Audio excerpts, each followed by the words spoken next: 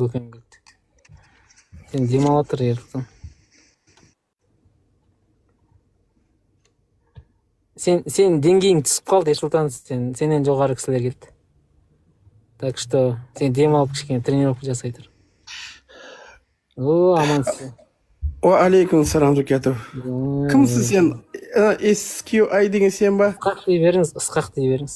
SQI ғой бұл, Иә, Сайкио ғой негізі, Science. Сайкио жақсы. Жақсы. Исхақ, бұның алдында бір жігіттермен сөйлесіпсің, бір жерді қиып салып жүр екесің, ойбай қырып жатырмын, жайып жатырмын деп. Қандай проблема сен? Проблема мынандайда, мен Ерсұлтаннан нақты сұрасам жауап бермей жатыр. Шариғат бойынша бұруға болады десем, айтпай жатырсың. Жақсы. Ерсұлтан, бұл мелочь проблемадан қарағанда Құдайдың бар жоқ екенін сөйлесе қалай болады екен? Сөйлесеміз, бірақ осыған жауап бере кетсеңіз. Бірінші өзі сөйлесіп кетейік, содан жауап беремін саған. Енді Ерсұлтан қашты, сіз де қашасыз ба енді? Исхақ, қой енді. Кел жігітше, сен деген бәріне не шығарсап жүрсің? Айтамыз ғой, Құдайдың темасын айтамыз қазір. Бірақ енді білімі жоғары кісілер келген кезде осы сұрақтың бір жауабын алып қалсақ деп ойлап отырмын да енді.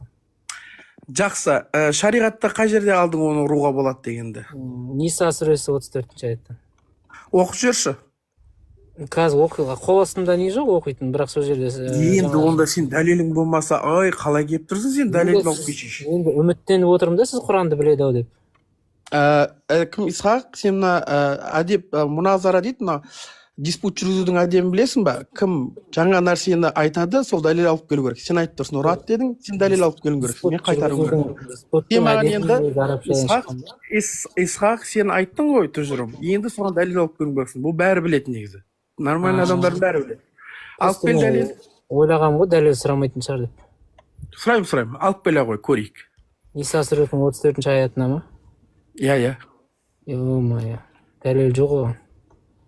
Енді дәлелсіз сөйлейсің, ай, ят болды ғой, Исхақ. Жарайды, Құранда сондай аят бар ма? Не дәлелсіз сөйлейсің? Айтшы ішінде алып келсейші мен. Жоқ, алып кел емес, сіз бар ма жоқ па соны айтыңыз. Мен көрмедім өзім, алып келші. Сен айтып тұрсың бар. Ондай аят көрмедім деп сіз шын сөйлеп тұрсыз, Әкеле ғой, Исхақ. Жоқ, ондай аят көрмедім деп сіз шын сөйлеп тұрсыз ба? Шын сөйлеп тұрмын мен, көрмедім. Демек сіз Құранды толық оққан жоқсыз. Шын сөйлеп тұрмын мен саған. Құранды толық оққан жоқсыз. Алып келе ғой. Жоқ, неге онда тұжырым шығар? Неге негізделіп шығардың, Исхақ? Бұл өкімді неге негізделіп шығардың? Ондай нәрсе көрмедім деген енді білмеймін. Көрмедім деген, оқымадым деген сөз ба, Исхақ? Себебі Құранды оқып тұрып, ондай аятты көрмедім деген. Көрмедім деген сөз қандай? Сенің логикаң неден шығып тұр сол кезде? Саған біреу айтып тұрса, мен көрмедім десе, бұл оқымадым деп түсінесің ба сол кезде сен? Енді оқымаған адам көрмейді да оны. Сен полемика жоқ, неге үйтіп шештің сен? Қандай дәлелің бар? Сен әрбір өзіңнің дәлеліңді алып келсейші, Исхақ? Дәлел алып кел деп сұрап отырсыз, және оны көрмедім деп айттыңыз, дұрыс па? Алып келсейші, сен мұддай деп атыласың. Сен білмейсің ау, Исхақ, по-моему, сен жүргізудің кәдімгі, мен сен нормальный жігіт па десем, сен что-то білмей тұрсың ғой, мынандай көрмедім сен кім идея жасайды, қара, кім, мен бір нәрсе үйретіп жіберейін, Исхақ, қара, жарайды, айтасың қазір, бірінші үйретіп жіберейін, мынанда екі тарап болады. Обязательно бір тарап асылда тұрады да, екінші тарап жаңа нәрсені бекітеді да.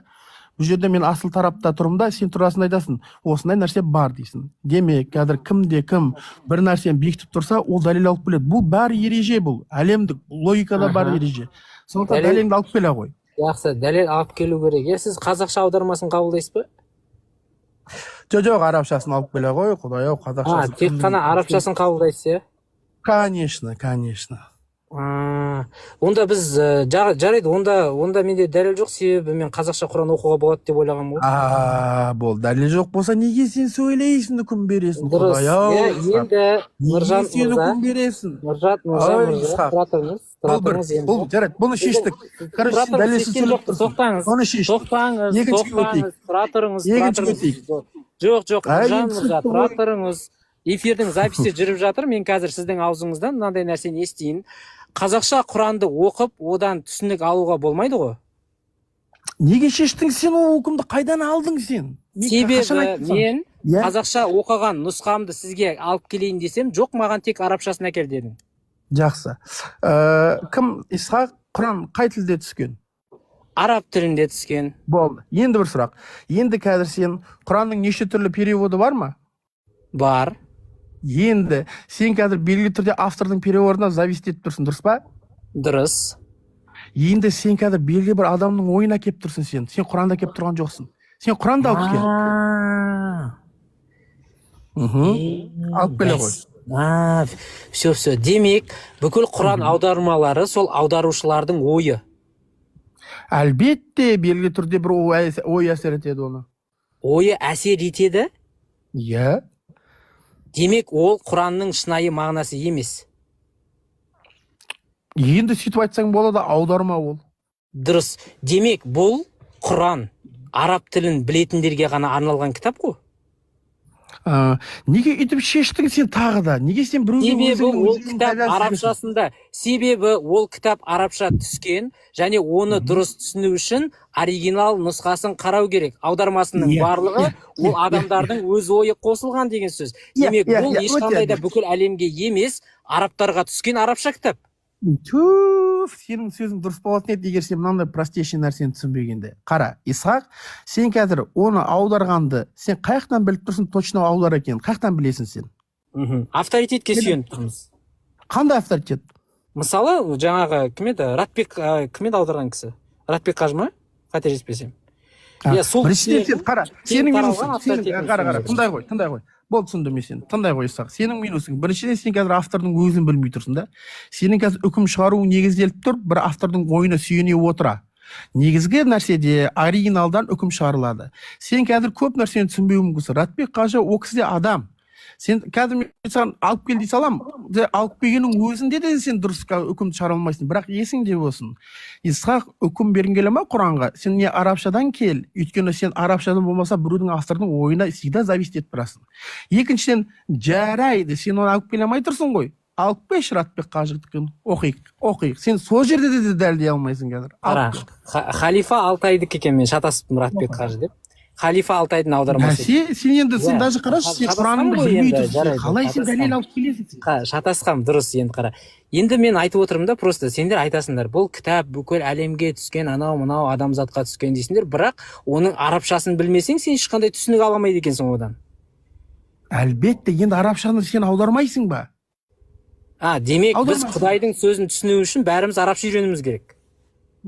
Жоқ, саған ғалымдар бар, бәрін айтпайды. Ғалымдар бар, определенный, то, что ол осылай, әхлу сунна деп аталады. Белгілі бір стандартизация бар, сол стандартизацияға негізделе отыра, ол аударылған. Және ол аударылғаннан түсінік алуға бола ма? Мынаны былай айтыпты ғой деп айтуға? Үкім шығара алмайсың. Үкім шығарып атқан жоқпын. Құранда осылай айтылыпты деген түсінік алуға бола ма? Қара, Исхақ, сен үкім шығару деген не екенін түсінесің ба, білесің ба? Мен біреуге бүйтіп істеңдер деп атқан жоқпын. Құранда осылай айтыпты ғой деген түсінік қалыптастыруға бола ма? Сен онда үкім дегеннің негізгі анықтамасын білмей тұрсың үкім шығару. Үкім шығару дегеніміз белгілі бір мағынаның түсінілуі уже мәтіннен. Егер сен қазір ана бір мәтінді оқыған кезде бір мағына қалыптасты ма ойыңда, демек ол үкім ретінде сенде ойыңда қалыптасты сенде. Ол уже бір мағынада тұр сенде. Сондықтан да сен қазір қазақша мағынасын оқыған кезде белгілі бір үкіммен албасын оны уже. Негізі бұл үкім шығарылмайды. Дұрыс, онда оқудан не пайда Құранның қазақшасын? Не сауап бар? Сауап? Ол арабшасына жазылмай ма? Неге? Қазақшасында неге жазылмайды? Неге шештің сен? Қай жерден алдың? Онда оны аударып не пайда? Онда оны аударып не пайда? Тек қана әріптеріне сауап жинау үшін оқитын болсың. Неге көп пайда бар? Бір, екіншіден, бұл жерде мынандай мағына. Кім, Исхақ, мысалы, сен Құранды аштың ғой, оқып отырсың, иә? Сен белгілі бір жерге келесің да, ол түсінбейсің сен. Сен сол үкім, ең осы бір мағынаны түсіндің. Енді мынандай нәрсе, саған сол мағынамен бір нәрсені жасауға бола ма? Жоқ, мен жасауды айтып отқан жоқ. Вообще, сіздің сөзіңізге қарасақ, Құраннан ештеңе түсіндім деп айтуға болмайды вообще. Неге?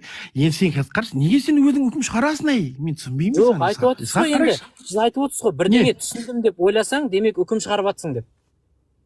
Сен үкімнің анықтамасын білмей тұрсың ғой. Жаңа айттыңыз ғой, жаңа сіздің анықтамаңызды айттым ғой. Сіз берген анықтама бойынша. Біз Құранды оқып, сол жерде былай айтылған деген түсінік қалыптастырсақ, ол уже үкім болады. Болды ғой. Сен не үшін ол үкімді алып жатсың? Сен ол мағына не үшін алып жатсың, айтшы маған. Енді дұрыс, енді үкім шығармас үшін бізге егер үкім шығармау керек болатын болсақ, онда бізге не үшін керек ол аударманы оқу? Енді сен айтып тұрсың, Құранмен үкім шығарамын деп жатсың ғой. Жоқ, үкім шығару деп жатқан жоқпын, бірақ жалпы не үшін керек ол? Енді. Енді сен соны айтып тұрсың ғой, сен үкім шығару үшін керек деп тұрсың ғой, получается. Сіздердің айтып отқаныңыз үкім деген сіздердің толкованияңыз бойынша, ол просто Құранды оқысаң, түсінсең бітті үкім шығарған бола береді екенсің да? Жақсы, сен оны түсіндің да, оны не істейсің сен түсінгенді? Не істейсің сен? Осылай, бізге Құдай өстіп айтқан екен ғой деп ойламайсың ба? Сол ойлағанда не істейсің сен ол оймен? Сол ойға сенесің ба, не істейсің? Міне өстіп айтқан екен деп айналаммен бөліспеймін ба мен? Енді осы қой үкім шығару. Көрдің ба сен өзің логикалық нәтижені тауып? Демек оны алуға болмайды. Аудармасын не керегі бар бізге онда? Аудармасы саған оны үкім шығарып жайлау деген біреу болса біреуге айту деген сөз емес қой. Бұл жерде негізгі конкретный авторитет ғалымдарда тұрады. Бүкіл араб тілін бәріміз білмейміз. Бізде бір түсінейік та бізге Құдайдың не айтып жатқанын. Енді сенің сол түсінбегеніңнен сенің басыңда проблема болып жатқан жоқ па? Именно сен өзің оқи аламын дегеннен кейін проблема. Саған айтып тұр, сен өзің оқимын деген кезде сен түсінбей қаласың. Сен тек қана мен арқылы түсінесің.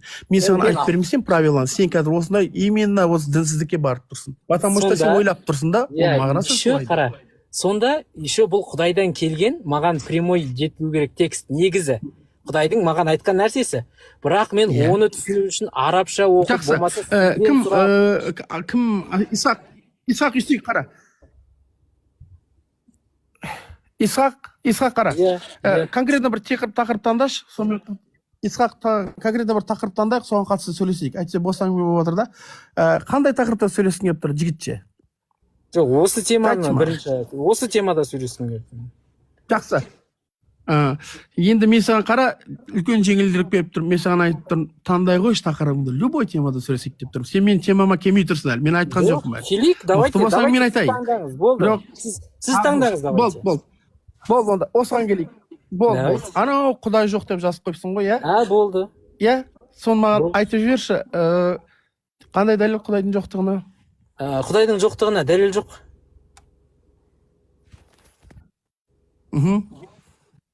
Құдайдың жоқтығына дәлел жоқ, себебі ол мен қиялдан туған кейіпкер деп есептеймін. Айта ғой.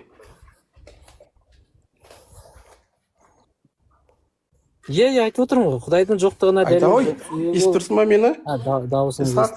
Дауысыңыз естілмей жатыр. Интернетіңіз дұрыс болмай жатыр. Қара, мен саған айтайын. Құдайдың жоқтығына дәлел жоқ дейсің ба? Бәрекелді. Исақ? Қалай, Құдайдың жоқтығына дәлел жоқ болса, онда Құдай бар ғой. Дәлелің жоқ болса. Жоқ. Енді өзің айтып тұрсың, Құдайдың жоқтығына дәлел жоқ деп. Дұрыс, Құдайдың жоқ екеніне дәлел жоқ. Өйткені ол дәлелдеп жоқ деген нәрсені дәлелдеу қажет емес ол. Енді демек Құдайдың жоқтығына дәлел жоқ па? Құдайдың жоқтығына дәлел жоқ. Болды, онда дәлел, Құдай бар деген сөз ғой. Құдайдың жоқтығына дәлел жоқ болса, болды, Құдайдың бар деген сөз. Жақсы, осы позицияңызда до конца тұра аласыз ба? Тұрғаның не, мен бұл позициямен өмір сүремін ғой. Өмір сүресіз ба? Давайте маған Аяз атаның жоқ екеніне дәлел әккеңізші. Біріншіден, екіншіден осы мәселені бітірдік қой, общем. Біткен жоқ әлі. Общем, сенде дәлел жоқ қой. Аяз атаның жоқ екеніне дәлел алып. Мен саған сен сұраққа сұрақпен жауап бермешеш. Мен саған спокойно айтып берсем, Аяз атаның жоқ бар. Жоқ екеніне дәлел жоқ деп айтып едім, сіз айттыңыз. Жоқ екеніне дәлел жоқ болса, онда бар деген сөз ғой дедіңіз. Все, осы неңізді ұстаныңыз да маған Аяз атаның жоқ екенін дәлелдеп беріңіз. Мен саған дәлелдеп беремін, бірақ сен жаңағы болды, бастаңыз. Болды, жаңағыңа сен жоқ қой жауабың, мен көше берейін. Жаңағыңа жауабың бар ма? Бастаңыз жоқ екенді. Жаңағыңа жауабың бар ма, жоқ па, көше берейін. Жаңа жауабың бар ма? Қажет етпейді деп есептеймін оны. Жақсы. Енді сен қара, сен Құдай жоқ дегенде үкім шығарып тұрсың ба, шығарып тұрған жоқсың ба? Мен үкім шығарып тұрмын. Енді үкімді бір дәлелмен шығара ма, әлде дәлелсіз шығара ма? Егер дәлелсіз де шығара беруге болады, Оны қаяқтан алдың? Қай ереже бұл? Қаяқтан алдың бұл ережені? Бұл қиялдан туған кейіпкерлерге қолданылатын нәрсе. Болды. Бұл ережені қайдан алдың? Кім бекітеді бұл ережені? Өзім ойлап, сен кім бар? Қандай ғалым бар бұл теорияда? Өзім ойлап таптым. Жақсы. Енді субъективті мнениеға негізгі дәлел қолдана ма, қолданбай ма? Жоқ, сіз субъективті мнение анау-мынауды қоя тұрыңыз да, енді сіз маған келіңіз да, давайте аясынан жоқ екенін дәлелдеріңізді күтеміз. Ашпа. Исхақ, субъективті мнениеға негізгі дәлелдер қолдана ма, қолданбай ма? Жоқ, білмеймін оны еш нәрсені. Оны білмесең неге кірісесің сен бұл әңгімеге? Айтшы, сен білмейсің. Енді қараңыз. Енді сізден дәлел. Біз күтіп отырмыз дәлел Аяз атаның жоқ екеніне. Болды. Сен осы жерде білмейсің, тоқтадың ғой, мен саған өштем, иә? Жоқ, бастаңыз, әлі әңгіме біткен жоқ. Иә? Аяз атаның жоқ екеніне дәлел бар ма? Исхақ. Жоқ, енді сен мойындадың ғой осы жерде, сен өзің осы позицияда сен осындай. Бұл битва. Исхақ, естірсің ма сен мені? Бұл былай ғой, Нұржан мырза, бритва хитчинса деген нәрсе ғой. Егер бір нәрсе дәлелсіз бар деп айтылса, оны дәлелсіз жоқ деп айта беруге болады деген нәрсе. Енді сіз оған мойындамай атсыз маған, жоқ деген нәрсе, жоқ екеніне дәлел жоқ болса, ол бар ғой деп. Енді сізге қазір бүкіл қиялдағы персонаждардың жоқ екенін дәлелдейсіз, болмаса бар деген позицияны ұстануға тура келетін болып тұр. Түсіндіңіз бе? Болды. Исхақ, сен жаңа, мен естіп тұрсың ма? Дауысым естіліп тұр ма саған? Дауысың естілмей тұр маған кейде. Ой, әлі. Енді естіліп жатыр, иә. Ой, Исхақ, естіліп тұр ма дауысың? Естіліп тұр маған. Иә, естіліп тұр ғой. Міне енді. Исхақ, қара, давай өйстіп әңгімені шешейік. Мен саған Құдайдың бар екенін дәлелдеп берейін. Содан кейін келіссең, келіспесең, келіспедің. Құдайдың, сіз қайда кетіп тұрасыз? Тоқтаңыз, Нұржан мырза, тоқтаңыз. Сіз маған айттыңыз, жоқ екеніне дәлел жоқ болса, онда бар деген сөз ғой дедіңіз. Жақсы, мен қиялдан туған кейіпкер ретінде Құдайды қарап солай айтып едім. Енді сіз маған қиялдан туған кейіпкерлердің жоқ екенін дәлелдейсіз, болмаса бар екенін қабылдайсыз. Так, болды, сен қиялдан туған кейіпкердің қайсысы маған айтып жіберші? Аяз атадан бастаңыз. Болды, Аяз ата неге жоқ болу керек? Аяз ата бар шығар ол. Қандай проблема? Аяз ата бар демек, Аяз ата не меңзеп тұрсың сен? Қызыл шапан киіп басына киіп жүретін ба? Жоқ, мен мынандай Аяз атаны айтып жатырмын. Ана бұғыларымен аспанда ұшып жүретін кәдімгі. Бұл қара кім атың кім еді? Исхақ мынаны қара. Үш нәрсе болады да әлемде. Иә, тыңдағын. Үш нәрсе болады әлемде. Бұл үш нәрсені естіп бөледі.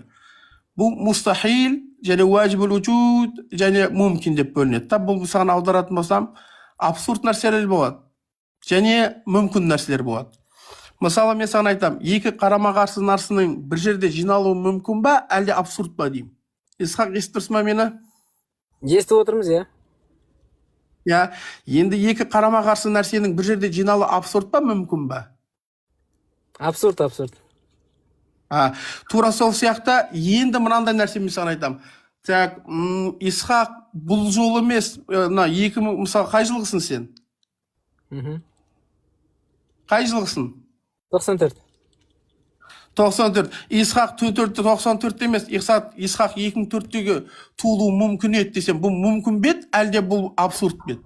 Ол түсініп жатыр ол нәрсені, турасын көше берсеңші. Енді қара, Аяз атаның аспанда ұшуы бұғылармен бұл мүмкін ба, әлде абсурд ба? Мүмкін. Енді осы ғой, мүмкін, қандай проблема сенде? Болды, айтып тұрмын саған, мүмкін. Дұрыс, ол бұғылармен ұшып жүре беру мүмкін.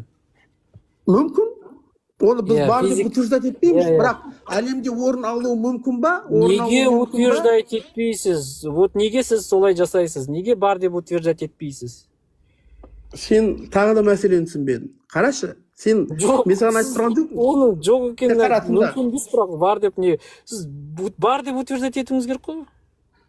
Сен мүмкін мен барды ажырата алмайсың тұрсың онда. Мен саған айтып тұрмын ғой. Қара, Исхақ 94-те туылды. Исхақ тыңдағын, сен қазір жете алмай тұрсың просто, мен саған түсіндірген нәрсеме. Исхақ 94-те туылған. Бірақ мен саған сұрақ қойдым, 2004-те туылуы мүмкін ба дедің. Сен мүмкін дедің. Бірақ ақиқатында олай емес қой. Ақиқатында ол бар емес қой. Сен 94-те туылғансың, дұрыс па? Аяз ата сонда бар болуы мүмкін деп айтып жатсыз ба сонда? Аяз ата сен немен зеп тұрсың? Бұғылармен аспанда ұшып жүріп қызыл шапан киетін ба? Проблема жоқ. Ол не үшін ол болмау керек? Ол не болып қапты? Қандай проблема? Мүмкін, иә. Бұғылармен аспанда ұшып жүру бұл не нәрсе жалпы? Нормальный нәрсе, болуы мүмкін. Я, болуы мүмкін болғанда, мысалы, физика заңдылықтарына бағынбайтын болса, бұл нәрсе ислами тұрғыда не нәрсе болады? Физикалық тұрғыдан бағынбайтын болса, ислами тұрғыдан не нәрсе болады деген қалай түсінемін? Ол қандай ереже бар? Я, исламда бар ма сондай, мысалы, физика заңдылықтары бұзылған жағдайларда исламда бұл нәрселер не деп сипатталады? Муъжиза деп сипатталады бұл. Не болмаса истидрож. Жоқ, асықпа. Болмаса истидрож дейді. Истидрож деген бар, муъжиза деген бар. Истидрож деген. Истидрож дегеніміз бұл біреумен мысалы даджал деген келеді дейді да өмірдің соңында. Бұл адамды екіге бөледі да қайтадан жинайды дейді. Осы кезде истидрож дегеніміз бұл пайғамбардың белгісі емес, бұл Алланың бір әмірі орындалып жатқан адамдардың сондай бір сынақ өту мақсатында қиямет күні болатын жағдай дейді. Енді бұл сен шариаттан білімің болмағаннан кейін бұл қиын, ол истидрож деп аталады. Аяз атаның немен ұшуы, жаңағы бұғыларының ұшуы қайсысына жатады? Аяз атаның бұғымен ұшуы ешқайсына жатпау мүмкін, ол проблема жоқ, ол муъжиза болмауы мүмкін, ол истидрож да болмауы мүмкін, ол просто ұшу мүмкін. Ол просто Құдайдың орнатқан заңдылықтарын бұзып жүре беруі мүмкін. Неге Құдайдың орнатқан заңдылықтары бұзылады? Егер Құдай өзі орнатып, кейін оны өзі былай истисна қылатын болса, исключение қылатын болса, ол бұзған болып есептеліне ме? Бұл өзі исключениені жасайды ол. Қоюшының өзі жасайды ол. Қоюшы исключениені деймін да, исламда кімдер үшін жасайды оны? Исключение неге ол? Исключение любой момент жасалуы мүмкін. Исключение кейде саған да жасалуы мүмкін, маған да жасалуы мүмкін. Онда муъжиза деген сияқты дүние ол пайғамбарға емес, басқаларға да беріле беретін, не? Жақсы. Бұл жерде енді екеуміздің түсінбей тұрғанымыз, значит, муъжиза проблемасында. Сен муъжизаның анықтамасын білесің бе, Исхақ? Жоқ, ғажайып шығар, енді жоқ, беріле ма, берілмей ма? Жоқ, ғажайып емес қой. Ай, Исхақ, сен муъжизаның мағынасын да білмей тұрсың ғой, анықтамасында. Иә, білмейді екенмін. Енді зачем кірсесің онда білмесең, мен түсінбеймін. Енді бағанағы нәрсе екеуіне де жатпайды, бірақ Құдай оған мүмкіндік беруі мүмкін сондай. Иә, бірақ сен ол неге муъжиза деп санап тұрсың оны сен? Білмеймін ғой, енді Құдай ерекше таңдап, Аяз атаны таңдап соған заңдылықтарын бұзғызып тұр ғой. Не бұзғызып деп есептедің сен? Енді бұғылардың ұшуы деген енді заңдылықтардың бұзуы емес не? Неге? Мысалы, волналардың ұшуы, не болмаса тағы да бір нәрсенің ұшуы, бұл не сонда заңдылықты бұзу есептеліне ме не? Ол кәдімгі тірі бұғы ғой ол. Иә, қандай проблема? Мысалы, не, аспанда хайуан ұшамай ма не? Қанаты жоқ болса қайтып ұшады ол? Сен хайуан ұша ала ма аспанда? Жоқ, бұғылар қалай ұшады, бұғы, қанаты жоқ болса? Қарашы, сен кім Исхақ мәселең анандай диспуттың дәлел алып келудің мәселесін түсінбейсің да сен. Қара халықты бір кішкентай сабағанға мәз болып жүрсің да видео шығарып. Бірақ былай келсең сенде білімің жоқ болып тұр да мұнда. Исхақ, мысалы, сен конкретно бір серьезный мәселеде сөйлесек, мен саған сұрақ қояйын. Просто балалық әңгіме айтып отырсың. Қойыңыз, иә, мен саған айтайын. Исхақ, сен тағы да бағанағы позицияға келейік. Аяз ата мәселені шештік. Мен саған дәлелдеп берейін Құдайдың барлығын. Не болмаса сен дәлел алып кел, Құдайдың жоқтығын. Екеуміз екі позицияда тұрамыз. Так, не сен алып кел Құдайдың жоқтығына, өйткені сен үкім шығарып тұрсың. Үкім шығаратын болса, бұл яхтажу иля дәлел. Бұл дәлелге мұқтаж дейді. Бұл бәрі логиктардың, бұл барлық мантықтардың, Аристотельден келатқан ежелден қойылған диалогтың версиясы бұл. Енді мен саған айтып тұрмын. Сен үкім шығарып тұрсың ба, Құдай жоқ деп, дәлеліңді алып қойшы, Исхақ. Иә, мен оны дәлелге сүйеніп отқан жоқпын, себебі былайда мен Хитченс бритвасы деген нәрсені ұстап отырмын, себебі аяқтай салайын да, сөзімді аяқтай салайын. Иә, бритва Хитченса деген нәрсе бар, яғни то, что утверждается без доказательств, можно опровергнуть без доказательств. Яғни ешқандай дәлелсіз айтылып жүрген нәрсе, бар деп жүрген нәрсені дәлелсіз жоқ деп айта беруге болады. Болды. Бірақ біздің мәселемізге келмейді ғой бұл, иә, бритва Хитченса. Келеді. Жоқ. Бұл мен неге дәлел алып келемесам келеді. Дәлел алып келемесам келеді. Сен тоқта. Бірақ сондықтан да қазір сен әлі асықпа, мен қазір дәлелімді алып келемін. Бірақ сен тараптан қазір біз Алланың жоқ екеніне дәлел жоқ екенін түсіндік, дұрыс па? Алып келіңіз, иә, дұрыс. дұрыс, сен тараптан дәлел жоқ. Демек, қазір мен дәлел алып келгенге шейін сен осынау уровеньде тұра бересің. Сенде дәлел жоқ.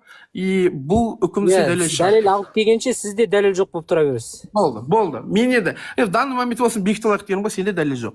Сізде де дәлел жоқ екенін бекітіп алу керек. Жоқ, енді қазір көшейін да, тоқтасайшы. Көшкен соң барып айтасыз ғой оны.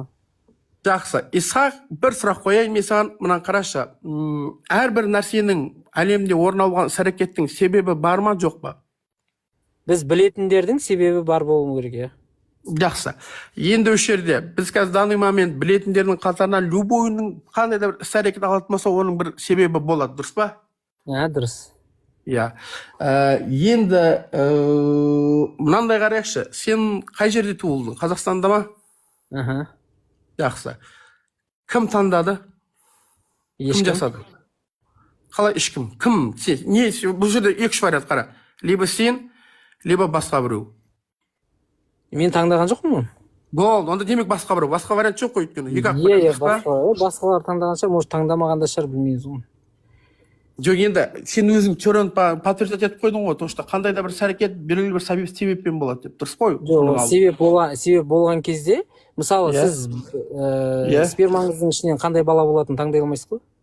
Бұл вообще қатысы жоқ, және келмейді ғой сенің намысың. Қатысы бар ғой, сіз адамды айтып отырсыз да, адамды. Сен таңдадың ба жоқ, сен таңдады ма деп, как будто мына спермамның ішіне мына сперма барып бала болады, осындай бала шығады деп таңдаған сияқты әңгіме айтып отырсыз да? Жоқ, қарашы. Жоқ, бұл мынандай мал емес, мынандай емес, бала деген емес. Сен сперманы кім жаратты десең, кішкене сәйкес келеді да. Жоқ, біреу таңдады. Мынандай бала ма деген. Бұл келмейді вообще сәйкесі. Нұржан мырза, біреу жарайды, қоя тұрақтан мен көше берейін. Тұра тұрыңыз. Сіздің осы аргументіңіздің осы стадиясында сіз әлі сырттан бір таңдаушыны утверждать еткен жоқсыз, оған жеткен жоқсыз. Сізде екі-ақ вариант бар. Либо мен, либо менің ата-анам деген сияқты. Ата-анам мен таңдай алмадым, ата-анам мені таңдай ала ма? Жақсы. Осы сұрақты қойып тұрмын ғой. Сен қазір Қазақстанда туылған кезде, либо сен таңдадың, өйткені себеп, біз айттық, ешқандай да бір іс-әрекет себепсіз болмайды. Либо басқа біреу таңдады, дұрыс па? Либо басқа біреу деген ол жерде ата-анам деген ғана вариант қой. Болды. Егер сен ата-анам дейтін болатын болсақ, онда каждый ата-ана өзінің баласын қаяқта туады екенін таңдай алады, Таңдай алмайды, вот именно. Сіз біреу таңдады деген нәрсемен тұра тұрыңыз. Түсіндім. Осы сұрақты алдым мен. Енді қара, ата-ана демек атпадайды. Ата-ана демек атпадайды, дұрыс па? Атпадайды ете алмайды, себебі сізде үшінші вариант жоқ. Болды. Егер атпадайды ете алмайды десең, онда либо сен таңдау керек, либо ата-анаң таңдау керек, Енді үшеде, каждый ата-ана өзінің баласын қай жерде туалады екен таңдай алады деген деп тұрсың ғой сен, Таңдай алмайды, себеп қана олар. Енді жарайды, себеп деп тұрсың ғой, себеп болады ғой, каждый ата-ана қай жерде баласын туалады екеніне, ол білуіне себеп, дұрыс па? Білмей-ақ себеп болады олар. Жақсы. Енді әке-шеше себеп дейік, сен мысалы Қазақстанда туылуына әке-шеше себеп па? Бәрекелді. Әке-шеше себеп па? Дұрыс, Айтшы, әке-шеше себеп па деймін? Деп айтып отырмын, дұрыс деп айтып отырмын. Болды. Енді егер әке-шеше себеп десек, неге каждый өзі әке-шеше қалаған кезде Қазақстанда немесе басқа мемлекетте туылуын олар постоянно орындалмайды бұл қалаулары? Нені постоянно орындалмайды? Енді сен айтып тұрсың ғой, сенің қазақстандық болып туылуына либо сен істедің, либо әке-шешең істеді деп, Енді демек, мынандай сұрақ шығады, мынандай түйіндеме шығады да сенің соңғы сөзіңнен. Демек, әке-шешелер шеше алады балаларының қай жерде туылуын. Шеше алмайды, себеп бола қалады тек қана. Ол қалай шеше алмайды да себеп болады? Демек, себебі әкесі ол ұрығының біріншіден оплодотворение жасай ала ма, жасай алмай ма, оны білмейді. Екіншіден ол баланың полы қандай болатынын білмейді. Үшіншіден ол бала тірі туыла ма, туылмай ма білмейді. Осының бәрін білмей тұрып, ол қалай шеше алады бір нәрсені? Болды. Осыны мен жарты жұмысын жасап бердім. Так ол білмесе, ол себепкер ғана болады. Енді тоқта. Ол енді білмесе, демек, білу керек қой, оны осы жерде. Не обязательно. Жақсы. Онда мынандай теория жасайды. Мен саған жаңа теория бекітейін. Онда сен мынаны түсінбей тұрсың. Қарашы, біреу бір нәрсені жарататын болса, оны білуі міндет ма, міндетті емес па? Міндетті емес. Так, онда сен айфонды жарата аласың ба, айфонның не екенін білмей? мен білмеймін оны айфонды жаратпаймын. Оны жарата алмайсың. Демек мынандай теория шығады. Сен даже физиканы да білмей тұрсың, сен даже басқа нәрселерді де білмей тұрсың. Өйткені бір ауыздан ғалымдардың келісуі әлем бойынша кім бір нәрсені жарататын болса, міндетті түрде білу керек. Енді қара. Тұра тұрыңыз. Бір ауыз тоқтаңыз. Ешқандай да өзінің бала жасап жатқанын білмейтін адам бала жасай ала ма? Өзінікі білмейді. Өзі бала жасап жатқанын білмейтін адам бала жасай ала ма? Жоқ, білмейді. Жасай ала ма деймін? Жоқ, жасай алмайды. Демек, бала жасау процесінен хабарсыз бейсана адам өзінің ұрығын шығару арқылы жүкті қылып бала жасай алмайды. Иә, бірақ сен проблеманы түсіндіңің, сен әке-шешесі жасайды деп сеніп тұрсың да? Біз әке-шешеміз жасаушы. Қалай жасай алмайды? Оның деген ұрығы просто симуляция, физический стимуляция болатын болса, ол маткаға жететін болса, болды ғой, ол бала жасай алады ғой, білмесе де. Жақсы. Осыны матканы, сперманы кім жеткізіп тұр? Қалай кім жеткізіп тұр? Тұра тұрыңыз, сіз бірінші мәселе біткен жоқ қой әлі. Иә, осы. Қандай мәселең бар? Сен бәрібір де жаңа айттыңыз ғой, типа, білмесе жасай ала ма деп. Білмейді жасай алады ғой. Жақсы, сен қателігің, сен әке-шешені жасаушы деп танып тұрсың деймін. Егер сенің сөзің дұрыс болатын болса, просто сізде басқа вариант жоқ қой? Жоқ, егер сенің сөзің дұрыс деп қабылдайтын болса, онда кез келген ата-ана жатқан кезде бала жасалына беру керек. Бірақ ол процесс арналып жатқан жоқ, 100%. Тоқта. Онда әке-шешені сен оны жасайды деп айта алмайсың. Өйткені қашан әке-шеше жасайды деп есептелінеді, егер әке-шеше қалаған сайын жасалына берсе. Бірақ біз қанша әке-шеше білеміз, ол қалап жатыр, бірақ жасай алмай жатыр. Демек әке-шеше жасаушы емес. Соны айтқым келіп тұр мен саған. Енді мен саған мына сұрақ қояйын. Енді түсінікті бол, сен просто сөзден енді әке-шешесін алып тастаңыз, цепочкадан бала пайда бола ма? Ау? Не дейсің? Жоқ, полемика емес. Цепочкадан әке-шешесін алып тастасаңыз бала пайда бола ма? Жоқ, пайда болмайды. Дұрыс қой, енді ол тікелей солар емес па себепшілер? Я енді соны айтып тұрмын мен саған. Әке-шеше себепші емес, болды ғой енді. Осы молодец, Алла разы болсын. Себепші, әке-шеше себепші, наоборот. Жақсы. Енді қарашы, онда әке-шеше себепші болатын болса, егер әке-шеше полный осы екеуінің жатуы балаға себеп болатын болса, неге кейбір адамдарда болмай жатыр бала? Дұрыс қой, енді оның өзінің биологиялық басқа да себептері бар. Бірақ бұл жерде бір нақты нәрсе, әке-шешесі жоқ болса, ол бала пайда болмайды. Неге? Енді сен қазір қара, әке-шеше болмаса да болып жатыр ма, әлемде болып жатқан жоқ па? Әке-шешесі жоқ, бала жоқ вообще. Неге? Қазір ұрықтандырып, сенің кішкентай рамканың ішіне салып. Дұрыс қой, ұрықтандыру деген еркектің ұрығын алып, жатырдан тыс өсіріп, сосын қайтадан жатырға салу. Еркектің ұрығы жоқ болса, ол жасалмайды ол. Болды. Жатырға салу шарт емес қазір. Қазір рамканың ішіне жатырға салу керек, яйцеклетка керек бәрібір. Жоқ, жатырға салады ғой, аналықты айтып жатсың ба сен? Я, яйцеклетка керек бәрібір. Женский яйцеклетка мен сперматозоид болмаса, ол екеуінен шықпайды бала. Жақсы. Енді мен саған осындай сұрақ қояйын. Егер сен екі сперматозоидқа қосылуына бала шығады деген нәрсеге тіреліп тұрсаң, неге екі сперматозоид қосылып жатқанда бала шығып жатқан жоқ кейбір адамдарда? Соны айтшы маған. Оның өзінің биологиялық себептері бар емес па? Сен осыны түсініп тұрсың да, қара. Егер сен мынандай түсінбей тұрсың, сен соны себеп қылып қылатын болсаң, ол себеп болған сайын мусаббаб дейді. Оның нәтижесі болу керек. Либо сен оны себеп қылып қоя алмайсың. Потому что ереже солай. Сен қарашы, өйстіп айтасың ба біреуге? Так, менің осы жерге келуіме машина себеп дейсің да? Мен айтамын, жарайды, сенің осы жерге келуіңе машина себеп. Демек, егер сен машина болмаса, сен келмеуің керексің, дұрыс па? Иә, енді сен қалай айтасың сен? Жоқ, машина болмаса да мен келе беремін. Сперма мен яйцеклетканы алып тастаса екеуін, аспаннан ба, қайдан бала пайда болады? Неге? Бала пайда болып жатыр да. Бұл бір, екіншіден сен қазір медицинаны қалай пайда болып жатыр? Спермасыз, яйцеклеткасыз, ол өсіріп жатыр ма? Тюбиктен не істеп жатыр оны? Мынандай мәселе, Исхақ, сен просто на ровном месте тұрып та біз ше, бір бостан босқа бір серьезный әңгімені шешудің орнына мен саған сұрақ қойып тұрмын. Серьезный әңгімеңізден кінәрат шығып қалды ғой енді.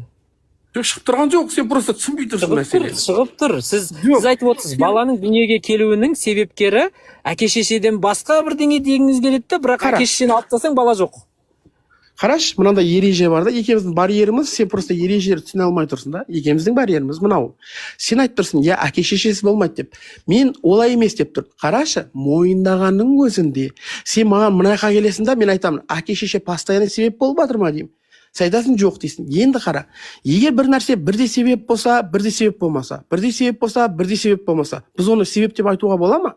Жоқ нәрсеге себеп болмайды ғой ол жерде. Дұрыс қой, енді жоқ нәрсеге себеп болмайды деген вообще не сөз ол? Енді қараңыз, бала болмай сол мен саған түсіндіріп жеткізе алмай жатырмын да. Сен қара, мынаны қараңыз. Исхақ, пожалуйста. Сен мына бір нәрсе бірде себеп болып, бірде себеп болмайтын, бірде себеп болмайтынды ешкім де саған айта алмайды оны себеп деп. Бұл себеп емес. Қараңыз, мынаны түсінбей жатсыз. Себеп болу үшін салдары керек па? Салдары керек па несі? Салдары бір нәрсеге қарап, соның себебін іздейміз ба? Нәтижесіне қарап дейсің ба? Иә. Ал нәтижесіне қарап дейік. Дұрыс. Енді нәтижесі бар жерде, нәтиже деген бала. Бала бар жерде, оның себебі әке шеше, дұрыс па? Сөйтіп шештің ғой сен. Иә. Енді бала жоқ болса, оның қалай себебі деп әке шешесін іздейміз? Жақсы. Енді әке шеше сенің ойында себеп болып тұр ғой балаға. Себебі бала бар жерде, иә, бала жоқ жерде олар жоқ қой, бітті, себепті жоқ, нәтижеде жоқ. Болды. Енді сенің ойынша қай жерде әке шеше бар, демек бала болу керек қой.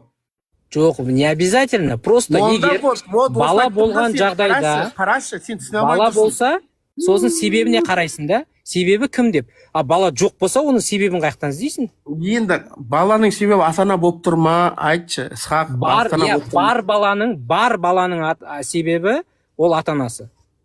Баланың себебі ата-ана, иә? Бар баланың себебі. Бар бала деген қандай ол? Ол бар бала жоқ бала деп көре ма? Дүниеге келген баланың себебі ата-анасы. Себебі ата-анасы. Дұрыс. Жақсы, а дүниеге келмеген бала болса? Ол жоқ қой, оның себебін қалай іздейсің? Болды, демек ата-ана себеп болмай тұр ғой. Ол бала жоқ, бар болса ата-ана себеп болатын еді.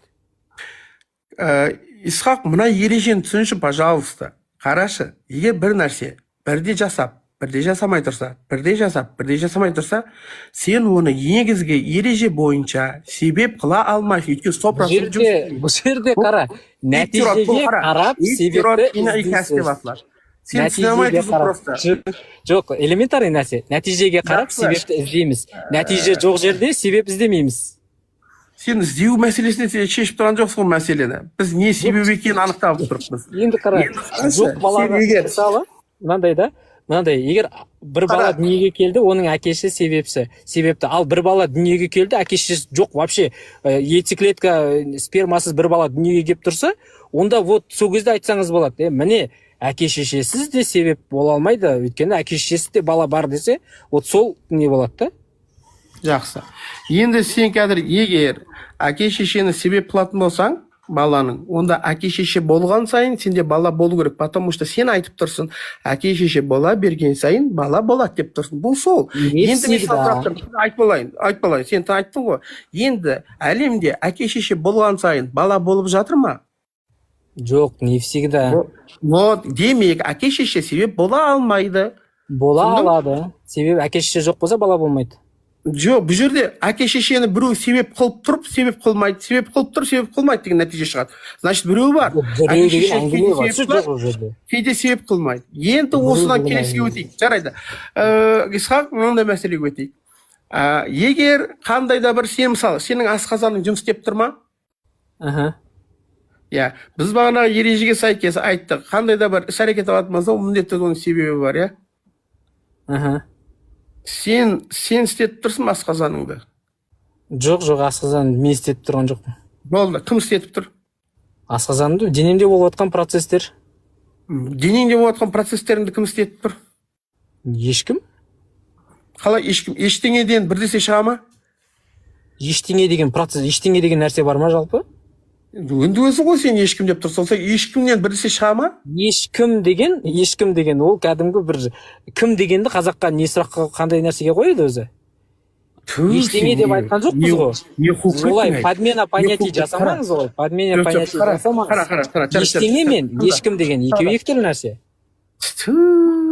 Детский нәрсе кіріп тұрсың енді сен. Детский емес, өте күрделі мәселе. тағы да мен саған айтайын, денең сен процесске асқазан істеуіне себеп тұрсың ғой сен. Иә. Иә, денеңді не істетіп тұр? Денемді миым басқарып тұр. Жақсы, миыңды не істетіп тұр? Мидағы болып жатқан процесстер? Жақсы, мидағы процесстерді не істетіп тұр? Білмеймін оны не істетіп тұрған. Бітті енді сен, біз ереже бойынша, біз не дедік? Қара, тыңда, біз ереже бойынша айттық. Белгілі бір іс әрекет болатын болса, міндеттерде оның себебі бар дедік, иә? Демек, ар жағында себеп бар. Значит, оны біреу істетіп тұр. Міне сол Алла дейміз. Біреу істетіп тұр ма оны? Әлбетте. Енді сен қара. Бір тұра тұрыңыз, біреуді кім істетіп тұр? Енді осы жерде теория келік. Енді сен айтып тұрсың. Жоқ, даже, допустим, біреу дейік та андай миды бүйтіп басқарып отыр біреу. Ол біреуді кім істетіп тұр? Болды, енді тыңдасаңшы. Енді осы жерде біз мынандай теорияға келдік. Так, соңында біреу бар, который істетіп тұрған. Сенің сұрағың айтып бір. Енді ол біреуді істетіп тұр дейсің. Мен айтамын, ол біреу міндетті түрде өзі істеу деймін. Сен тұрып айтасың, неге ол өзі істеу? Бағана миды неге істетпедік деймін. Мен айтамын, миды істете алмаймыз. Неге? Өйткені ми жаралған, анау затты конечный точка қала аламыз. Я қандай теорияға негізделіп дейсің? Мен айтамын, мына теорияға мынандай. Мәселен, әлем жаралған ба? Жаралған деген не сөз ол? Жаралған деген сөз оның алдында болмаған, кейін пайда болған деген сөз. Әлем пайда болған ба деп айтыңыз, иә. Иә. Пайда болған ба? Білмейміз оның пайда болған, пайда болмаған. Жақсы. Мен енді саған өйстіп айтайын онда. Әлемнің пайда болуын дәлелдеп берейін саған, иә? Қара. Әлемде екі нәрсе бар. Бұлар айн және арат деп білінеді. Енді саған аударатын болсам, әрбір әлемде әрбір нәрсе зат және оның сипаты болып бөлінеді. Дұрыс па? Келісесің бе осыған? Оны қаяқтан алғанда. Иә, болыпты. Бұл енді истиқро деп аталады. Бұл наблюдение, дедукция дейді. Сен наблюдать етсең, ол саған шығады. Сен қара, қолыңа қара. Сенің қолыңның заты бар, және сенің қолыңның сипаты бар. Сен басыңа қара, стенаға қара. Әрбір заттың заты бар, және оның сипаты бар. Дұрыс па? Сосын? Иә. Енді қара, осы мен саған айтайын. Әлемде кез келген затты алатын болсаң, ол екі состояние тұрады. Либо ол қозғалып тұрады, либо ол тыныштықта тұрады. Келісесің ба? Иә, значит, тыныштық пен қозғалыс бұл оның сипаты. Дұрыс па? Біз білетін заттар шығар, иә. Иә, енді қабыл берсейші бақа. Енді қара. Сен қазір мәселен қолың тыныштықта тұр деп есептейік, иә? Не болса сен тыныштықта суперпозиция деген нәрсе бар да, мысалы, ладно, иә. Иә. Сен мысалы алдыңда бір вазаны елестет, ваза тыныштықта тұр, иә? Сол ваза тыныштықта тұрған кезде бұл неге ол тыныш болып тұр? Өйткені ода тыныш деген сипат тұр, дұрыс па?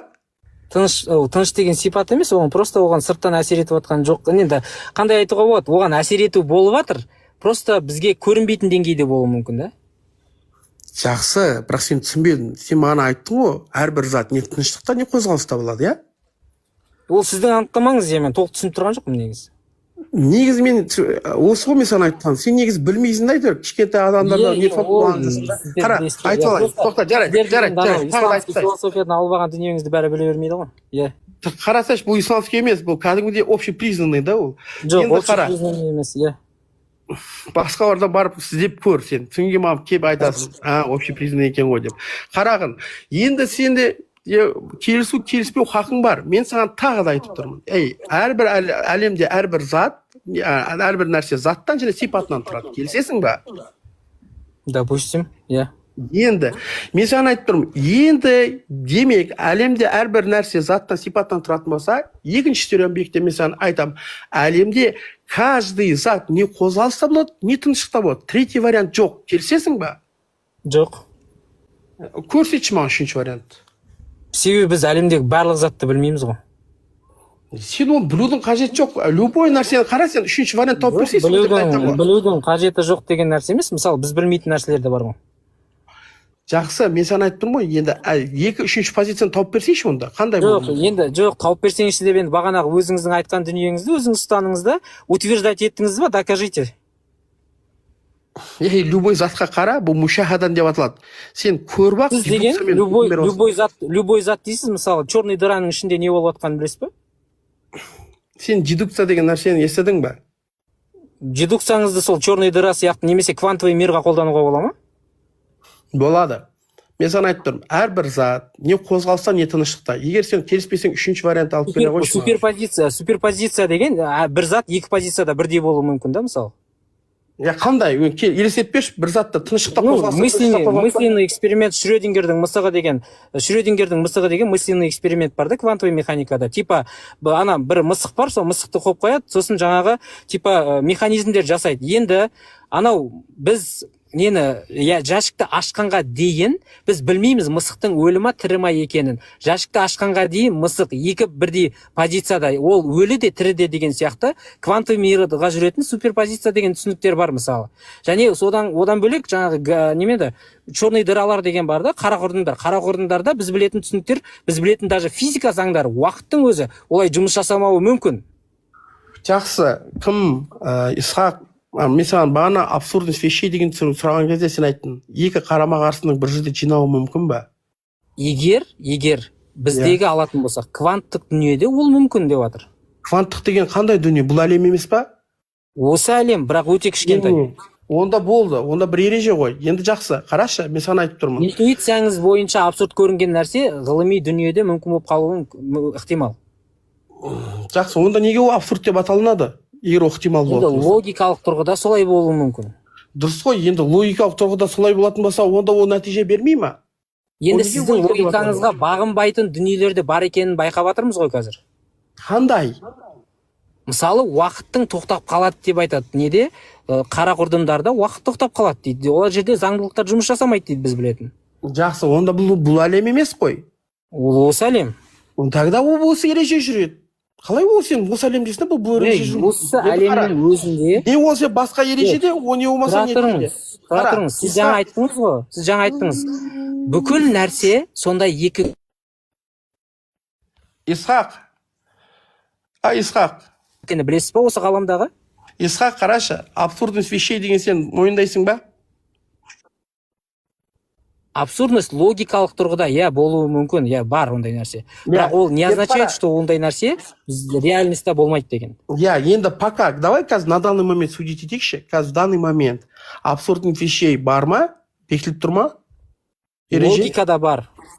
Енді мен саған айтып тұрмын, логикада емес, бұл қазірде уақиғта да бар деп есептеледі. Енді мен саған айтып тұрмын, логикалық жүйеде бар, реальностьқа салған кезде болмай қалады ол. Жақсы, енді қарашы, Исхақ, сен өліде тіріде болуы мүмкінсің ба? Қара, егер жаңағы интерпретациямен алатын болсақ, Шрёдингердің мысленный суперпозиция дегенмен алсаң, мүмкін. Қайсы, енді сен өліде тіріде қалай боласың? Оны квантовое бессмертие деп айтады. Жақсы, өліде тіріде деген мен саған үстіп айтайын енді. Қара, ол неге тірі? Өйткені өлі емес, Енді қалай онда ол тірі деп айтасың сен, егер ол өлі болып тұрса? Қара, ол нәрсе наблюдатель ашқанға дейін екі бірдей позицияда тұра беруі мүмкін дейін. Енді бұл ақылда ғой, бірақ уақиғта ол жоқ қой. Мысалы, мен айтайын саған, 1, 2, 3, 4, 5, 6, 7, 8, 9 деп сан кете берсе, ол тоқтай ма, тоқтамай ма? Тоқтамайды ол. Неге? Осы әлемде тоқтамай ма, ақылыңда тоқтамай ма? Жалпы, ақылыңда тоқтамайды ол. О, ақылыңда тоқтамайды, бірақ әлемде сен тоқтамайтын нәрсені алып келе алмайсың. Вот, дұрыс. Енді осы тура осы. Енді мен саған айтып тұрмын. Демек ол жоқ нәрсе, пока ақылыңда болса. Тура осы ережеңізді өзіңізге қолданыңыз да, бағанағыға. Бүкіл әлемдегі барлық заттар туралы қалай утверждение жасайсыз? Бұл дедукция деп аталады, индукциямен. Қарашы, сен мысалы мен естіп қараймын. Дедукция болған жерде мынандай қателік кетеді да, оны қара аққудың қателігі деп айтады мысалы. Сіздің дедукцияңыз бойынша әлемде тек қана ақ аққулар болады деген түсінік болуы мүмкін да? Жоқ, бұл дедукция бойынша кәміл деп аталады. Қара, мысалы, сен білмей тұрсың бағда мәселеді. Менге естіп айтсам, мен қарадым да адамдардың бәрі, мен мысалы Қазақстанға қарадым да, Қазақстанда адамның бәрі аспанның астында жерде жүреді екен да.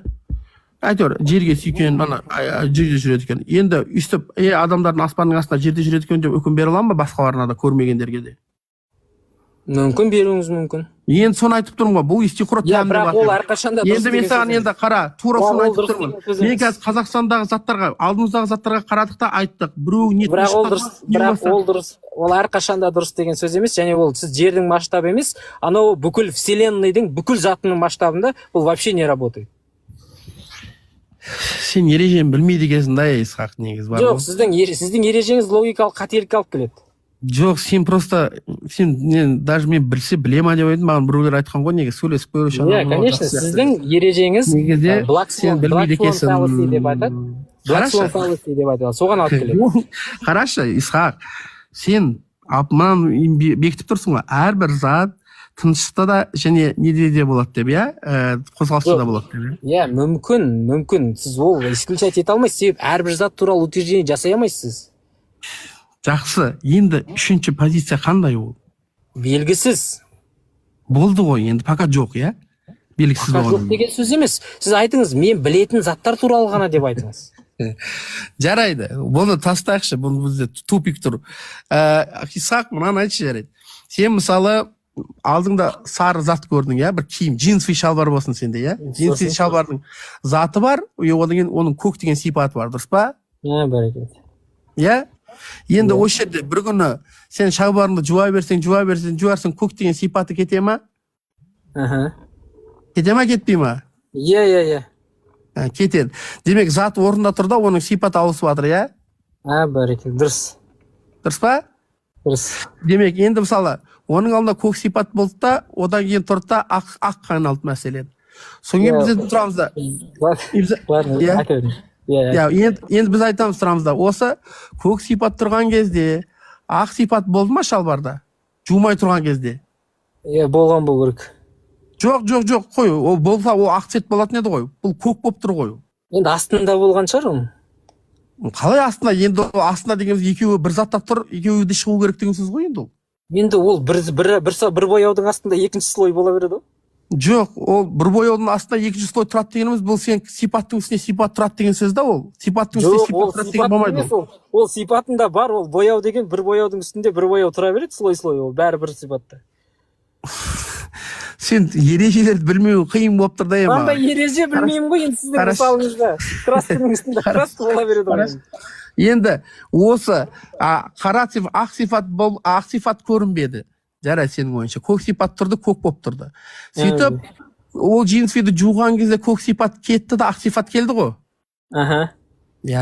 Демек, көк сипат болып тұрған кезде ақ сипат болмады. Сөйтіп, ақ сипат келген кезде көк сипат кетті, дұрыс па? Ақ сипаттың басы бар, значит. Келіп кеткен жоқ, басын просто ауыстан анан алып. Бар болды, жоқ болды дейші, бар болды, жоқ болды. Екеуі де бар болды. Екеуі де бар болатын ма, сонда ақ та көк те болатын еді ол. Просто астында тұрды да екеуі де. Жоқ деген сөз емес қой, жоқ болса шықпайтын еді ғой. Жақсы, мен сен мынаны түсінбей тұрсың да, сипаттың үстіне сипат тұрмайды деген мынандай нәрсе бар да, теория, қара. Мен айтам ба, қараш, сенің білімің көк дей алам ба мен? Білмеймін, нені білім бар ғой, білім бар ғой, білім. Дей аласыз, себебі синестезия деген нәрсе бар. Синестетиктер сөздерді, әріптерді, дыбыстарды түспен көретіндер бар. Мысалы, білім деген сөз көк деп айтатын адамдар болады, миында сәл басқаша ойлайтын, яғни синестетиктер деген әріптерді, дыбыстарды түспен көретіндер. Сіз білім көк деп айтуыңыз мүмкін, егер синестезия сізде болса. Жақсы, мен саған айтайын. Қарның ашуы сенің серебристый цвет десемші. Олай да айта аласыз, егер сізде синестезия болса. Жоқ, синестезия болса қалай айтасың сен? Адамдар әртүрлі нәрсені әртүрлі образбен көретіндер бар, ондай адамдар. О, қалай образбен көреді? Сен не? Мысалы айтады. Жоқ, қара. Абстракт, бұл абстракт деп аталады. Абстракт көріне ма? Абстракт емес, олар солай өздері қабылдайды. Енді ол өздері қабылдаса, мен білмеймін, бірақ анау әңгімеңде дұрыс емес даже. Мен саған айтып тұрмын, қарашы, абстрактылы көріне ма, көрмей ма, сталына ма, сталынбай ма? Ол көрмейді, бірақ солай қабылдайды олар. Енді қабылдау басқа әңгіме, бірақ ортақ бір ереже бар ма? Сіз айталама дедіңіз ғой, сөйтіп айталама дедіңіз, айталады олар. Жарайды, мәселе айтады емес, мәселе онда ақиқатына келейік. Енді қара, осы жерде біз айталам, мынандай үкім беруге бола ма? Қарын ашу бұл серебристый деп. Синестетик тұрғысынан, иә. Үкім ба бұл, айталама бұл? Айталады, үкім өздеріне. Өздерінің, саған сол жүре ма? Жоқ, маған жүрмейді ол. Болды, онда демек ол ондай емес, иә? Енді қара. Сол үшін солай ғой. әрбір заттың бір ақиқаты бар ма, бірнеше ақиқаты бар ма? Соған келу керек болды ғой бізге. Ойбай, Исхақ сен деген. Даже түстің өзінен ақиқат таба алмайсыз ғой, мысалы түстің өзі. Бірінші класстан бастау керек қабылдауға болды байланысты бізге. ғой. Қарашы, жарайды, әрбір заттың қанша ақиқаты болады? Бір ақиқаты ма, екі ақиқаты ма? Бір түсті адам бәленбай адам бәленбай Жарайды, түрлі түсті қойшы, түсті қазір сен бәрі түсініп тұрған жоқсың. Қара, бір ақиқат бола ма заттарда, әлде бірнеше ақиқат бола ма? қабылдауға байланысты. Қалай қабылдауға байланысты? Сен мысалы піл келе жатса, сен айтасың піл дейсің де мен тұрамын, жоқ, бұл жылқы десем бола ма? Болмайды. Енді сол ғой, бір ақиқат қой онда. Енді жарайды, ладно. Сөйтші, құдай, енді абсурдысқа бармақшы, енді кішкентай бала емес шығасың енді, құдай. Неше түрлі нәрселер бар. Қара, жарайды енді. Енді өйстіп бір ақиқат екенін білдік енді. Енді айтып жатырмын мен саған, бір ақиқат болатын болса, егер біз сипаттың үстіне сипат дегенді айтуға бола ма? Мысалы, қарын ашу серебристый деп. Болады. Неге болады? Сен айтасың ба сөйтіп? Жоқ. Енді онда екі ақиқат болып қалды ғой сенде. Екі ақиқат емес, ол просто ана адам сөйтіп айта алады. Мен мысалы түсін білмеймін ғой оның. Дұрыс қой, енді саған значит екі ақиқат болып қалды ма? Жоқ, мен түсін вообще білмеймін ғой, ол қарын ашудың түсі бар ма жоқ па? Енді сен білмеген емес, сен айтасың ба, айтпайсың ба? Мен айтпаймын, білмеймін себебі оның түсі бар ма жоқ па ондай. Енді мен қарашы, мен саған абстрактылы нәрселер, бұл ереже да, сен кішкене бар физиканы оқып берсің, осыдан кейін барып. Сіз ережені қарын ашудың түсіне қатысты қалай ереже қоясыз? Ол деген, мен де айтып отырмын, мен оны білмеймін түсін. Ал оны түсін білетін адамдар бар. Абстрактылы нәрседе түс болмайды. Мен саған айтсам қазір, ана қарын ашуды әкеп берші десем, сен әкеп бере аласың ба? Көк түспен. Жоқ, әкеп бере алмайсың, бірақ айта аласың ба? Енді абстрактылы нәрсе. Енді қара, жақсы, осы жерде осындай еш нәрсе бекітіледі. Сипаттың үстіне сипат болуы абсурд бұл. Қай қағанға барсаң да, просто сен мына жақта түсінбей тұрсың да. Енді одан кейін абсурд сипаттың үстіне сипат болмайтын болса, демек қазір джинсы не көк, не ақ. Онда бағанағы синестетиктер, онда олар абсурдный әлемде жүргендер ме? Егер сен олардікін қазір дұрыс деп қабылдайтын болсақ, онда сенде екі ақиқат демек. Жоқ, олардікі абсурд бола ма не? Олар солай әлемді қабылдайды. Жоқ, олар просто сөйтіп өзінің терминология беру мүмкін, көк, ақ деп. Бірақ олар ақ пен көкті көрмейді. Өйткені невозможно қарын ашудың ақтығын көктігін көру. Олар қайдан алып отыр онда оны? Потому что абсурд, любой бәрі ереже жасалынған, сен абсурд деген нәрсені білмейсің ау. Абсурд емес қой, олар деген кәдімгі көреді ғой, дыбыстарды түстермен көреді. Көрмейді, олар сондай интерпретация жасайды. Көк деп атау беру мүмкін, ақ деп атау мүмкін, бірақ олар көрмейді көк цветті. Мысалы, иіс деген домалақ бола ма, иіс домалақ бола ма? Кей адамдарға болуы мүмкін.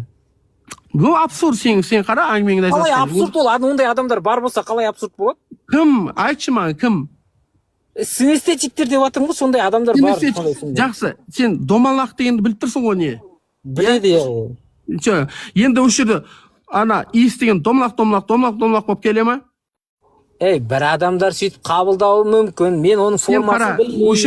Осы жерде көрініп тұр, сен қабылдау деп неге айтып жатсың? Өйткені мәселе қабылдауда, мәселе ақиқатта емес. Өйткені жаңағы теорияға демек ақиқат деген нәрсе жоқ қой жерде онда. Ақиқат жоқ па әрбір заттың? Енді білмеймін ғой, қабылдауда деп жатсың мәселе. Сен өйткені ақиқат емес, сен оны ақиқатқа нұсқаған келіп тұрған жоқ, сен қабылдау, ол сөйтіп қабылдайды деп өзің санаңды айтып тұр сен даже. Енді мен саған айтып тұрмын, қара, жарайды, шегі полемика болып кетті да енді. Нормальный сөздерді сен қабылдай алмай тұрсың да, айқын ақиқат. Сен даже сен поддерживать ететін жігіттердің өздері болатын болса, мен ойлаймын негізі мына анық көрініп тұр ғой. Жарайды, сіз соны аргументіңізді аяғына шығарыңызшы, жарайды, мен білмей. Иә, осы джинсы шалбар бар дейді, иә. Джинсы шалбар, көк, ода цвет сипат болатын болса, ол көк болып тұрады, ақ сипат болатын болса, ақ болып тұрады, дұрыс па? Енді айтады, егер ол сен жумай тұрған кезде көк болып тұрды. Так, енді жуғаннан кейін ақ болған кезде көк кетті ғой, ақ келді. Өзінде көк кеткен кезде көктің соңы бар. Ақ, бірақ көк болған кезде болмады. Демек, ол кейін келген кезде басы бар. Демек, көктің аяғы бар, ненің ақтың басы бар. Сен тұрды ағарғаннан кейін бір күні, мен тағы бұны көкке айналдырам дедім. Сен көк цветпен қайттан перволмен жуында көкке айналдырдың. Осы кезде ақ кетеді да көк келеді, иә? Бірақ зат тұрма орнында, джинсовый шалбар тұрма орнында. Иә, тұр, айта беріңіз. Иә, демек, сипаттардың получается көктің де, ақтың да басы бар, соңы бар, дұрыс па? Дұрыс. Иә, енді не басы бар, не соңы бар, бұл жаралған деймін. Осыған келісесің ба? Жаралған? Иә. Жаралған деген сөзді қалай қолданады, мен түсінбеймін ол. Пайда болған деп айтамыз ба или қалай? Жаратылған да әйтеуір. Жоқтан пайда болған да әйтеуір. Жоқтан пайда болған? Иә. Ол алдында жоқ болған, кейін болған деген сөз ғой. Жоқ деген состояние бар ма не? Құдай енді. Физикада абсолютный жоқ деген состояние жоқ қой? Иә, өте дұрыс. Жоқ деген состояние жоқ. Өте дұрыс, мен келісемін. Иә, бірақ бұл сен көмектеспейді да, не яке отсын, мен вообще түсінбей отырмын. Көмектеседі, енді ол жоқ деген состояние жоқ болса, жаралған деген сөздің мағынасы жоғалып кетеді ғой. Жақсы, онда сен айтқың келіп отыр ғой, іштен келген нәрсенің басы жоқ деп. Басы бар шығар, білмейміз, бірақ оның басы қаяқта екенін. Енді мен саған айтып тұрмын, жаңа көк цветің кеткен кезде ақ цвет келген кезде ақ цветтің басы болып тұр ма? Е, бар болып тұр, е. Енді бұл демек басы бар. Енді мен айтамын, не басы бар, не соңы бар, жаралған деймін. Келісесің ба? Жоқ, жаралған деген мен келісе алмаймын. Не, сен ойынша ол не деп айтамыз? Ол не басы бар, не соңы бар? Жаралған деген сөзді қалай қолданады, мен білмеймін. Ол жаралған деген әңгіме қазір жаралған. Сен қарашы, сен 94-сің. 94-тің алдында сен болдың ба, болмадың ба? Жоқ. Демек 94-та пайда болдың, дұрыс па? Басың бар. Енді сен бір айтайықшы, бір 100-де ма өлесің, иә, иншалла, ғұмырың ұзақ болсын. Сол кезде соңың болады, иә, дұрыс па? Дұрыс. Иә, енді сен жаралғансың ғой. Мен пайда болғам, иә.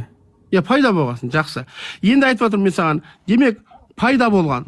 Бір нәрсе пайда болған. Жарайды, саған ұнап тұрса, бұл интерпретация пайда болған деген. Бір нәрсе болғанда тура сол жаңағы светтеріңіз, иә, солар пайда болған. Иә, свет пайда болған, иә, енді. Енді қара. Демек, не басы бар, не соңы бар. Бірақ ол светтер жоқтан пайда болған жоқ, бір күйден екінші күйге ауысты. Жақсы. Бірінші күй, көк күй болып тұрған кезде ақ күй болмады ғой үшін. Иә, бәрібір, бірақ сол молекулалар бәрі бар ғой енді ол. Молекула зат, мен сипатты айтып отырмын мен. Енді ауадан Жақсы, сен түсінбей тұрсың, зат деген бар, сипат деген бар. Сипатты айтып отырмын мен, абстракцияны айтып отырмын. Қайдан шығады молекулалардан құралмаса? Түс деген қайдан шығады деген ол заттың сипаттарынан құралмаса? Молекуланың сипатынан шығады. Дұрыс қой, енді бәрібір бар нәрседен ауысып тұр ғой. Жақсы, осы жерге келдік енді. Енді айтады, енді демек джинсы бар, көк цвет, ақ цветке ауысып отырады.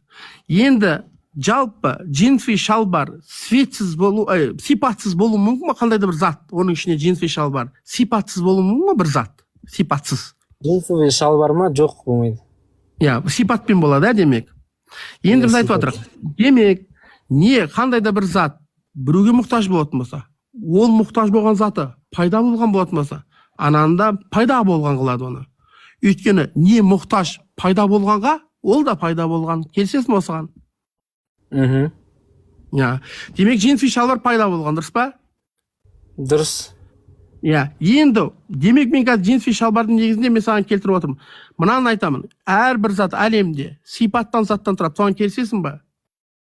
Әрбір зат, бәрбір зат деген мен бағанағы әңгімеге қайтып ораламыз қазір. Сіз андай общий түгел негізге барасаңызшы аяғына. Иә. Енді демек, енді біз айта аламыз, егер әрбір әлемде әрбір зат денеден және сипаттан тұратын болатын болса, енді сипат деген бұл пайда болатын нәрсе болатын болса, пайда болатын нәрсе ана затта автоматически не мұқтаж пайда болған нәрсеге онда пайда болатын болса, демек әлемің сенің пайда болған, дұрыс па? Өйткені әлем біз зат пен сипаттан тұрады деп жатырық. Әлем пайда. Сен айтып жатсың ғой, айтып бол деп жатсың ғой. Әлем пайда болған. Демек, әлемге келдік қой енді, дұрыс. Әлемге келдік. Енді вот әлемге келген кезде сіз уже әлемнің бастауын таба алмайсыз да. Жақсы. Енді әлем пайда болған кезде мен саған үш ақпарат айтайын. Не өзімен, екі ақпарат. Не өзімен өзі пайда болды, не басқа біреу пайда болды. Келісесің ба, келіспейсің ба? Жоқ, әлем пайда болған деген әңгімені айтуыңыз үшін сіз әлемнің бастауын табуыңыз керек. Әлем пайда болды деп сен. Жоқ, мен оған келіскен жоқпын, оның алдыңғыларға келістім. Сосын әлемге келген кезде сен ойынша пайда болды деген не сөз, пайда болды деген? Әлем деген нәрсе пайда болды деп айту үшін сіз сол әлемнің басталған жерін тауып беріңіз маған. Мен саған айтып тұрмын ғой, қарашы. Егер қандай да бір сипат болатын болса бір затта, сипат сен келістің оның пайда болған нәрсе екен. Енді осы зат пайда болған нәрсеге мұқтаж болатын болса, ол да пайда болған болып есептелінеді ғой. Әлем зат пен сипаттан тұрады. Демек, әлемнің заты бар, және оның сипаты бар. Сипаты бұл пайда болған. Оның сипаты пайда болған. Демек, не пайда болады? Не пайда болады? Не әлем заты пайда болған нәрсе сипатына мұқтаж болатын болса, онда әлем де пайда болған. Әлемнің сипаты қандай оның? Әрбір сен мына қара, әлемдегі әрбір зат сипат пен заттан тұра ма? Бірақ әлемде жоқ, бұл композициялық қателік деп аталады. Сіз әлемдегі әрбір затты алдыңызда, сол әрбір заттардан құралған целый әлем, ол да тоже сондай сипаттарға ие деп, қасиеттерге ие деп айтып жатсаңыз, ол қате болады. Жақсы. Енді сенің ойыңда сол кезде, мәселен, 1, 2, 3, 4, 5, 6, 7, 8, 9, 10. 10-ға дейін цифр бар болады ғой. Соларды біз 10 цифр деп айтауға болмай ма сол кезде? Жоқ, 10 цифрды болады. Ол цифрларға болады. Енді қараңыз, мен сізге обратный вариантын айтамын. Бір тал шөп жеңіл, бірақ сол бір шөптерден құралған мая жеңіл ма? Бұл вообще келмейді сенің сұрағың. Келеді. Сен мынандай сұрақ қою керексің. Қарашы, менің сөзімді құртқың келетін болса, сен бай қоясың да сен. Жоқ, егер шөптерден тұратын болса, бұл бір мая шөптерден тұратын болса, ол шөп болмауы мүмкін ба деп қоюың керексің да сен. Жоқ, олай емес. Сен просто келтіре алмай тұрсың дәлелдеріңше. Жоқ, олай емес, мен айтып отырмын. Қарашы, Исхақ, мен саған айтып тұрмын. Әлем сипат пен заттан тұрады.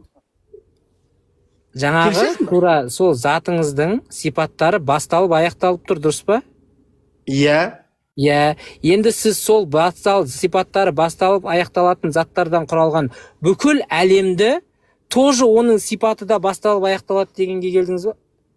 Мен саған айтып тұрмын, әлем зат пен сипаттан тұра ма деймін.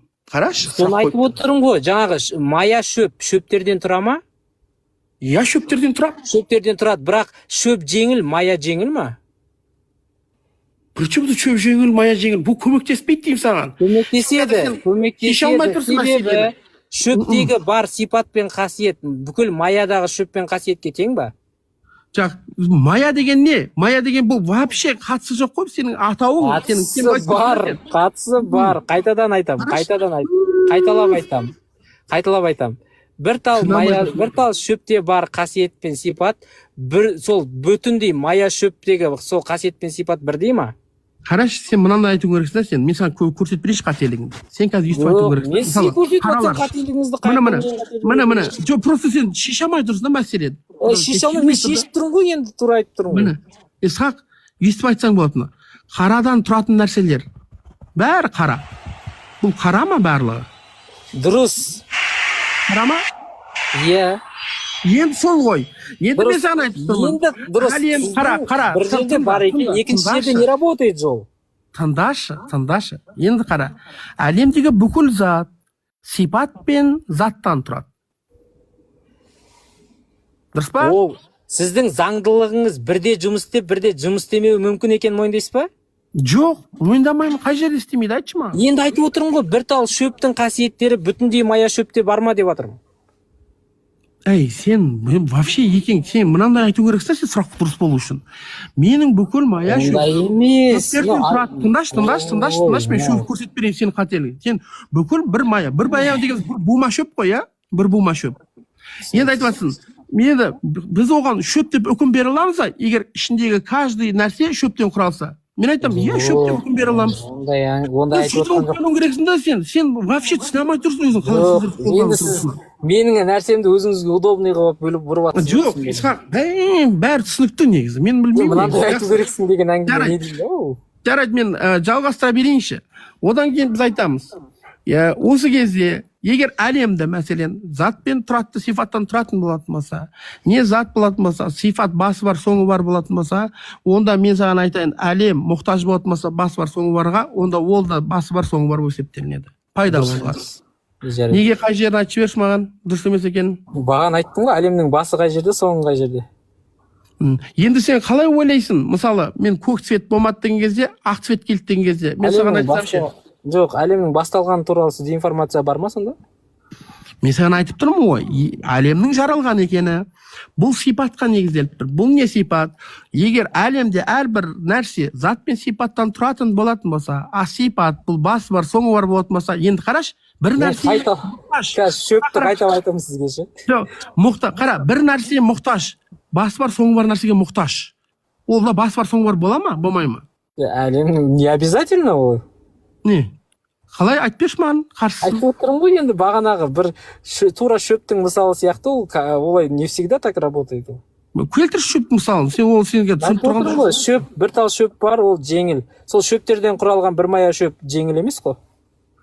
Сен бұл жерде мынандай нәрсені қолданып тұрсың, сен шөп болып, мен саған түсіндіре алмай тұрмын. Сен ол шөп болатын болса, бұл шөп болмай қалу керек сенің теорияң бойынша. Бұл бірақ сен бола береді. Шөп бола береді, бірақ сипат жоқ ондай. Сен қазір қара, мен саған әлемді келтірген кезде мен айтып тұрмын ғой, әлем әрбір зат әлемде зат пен сипат деп мен саған частицаларын айтып тұрмын.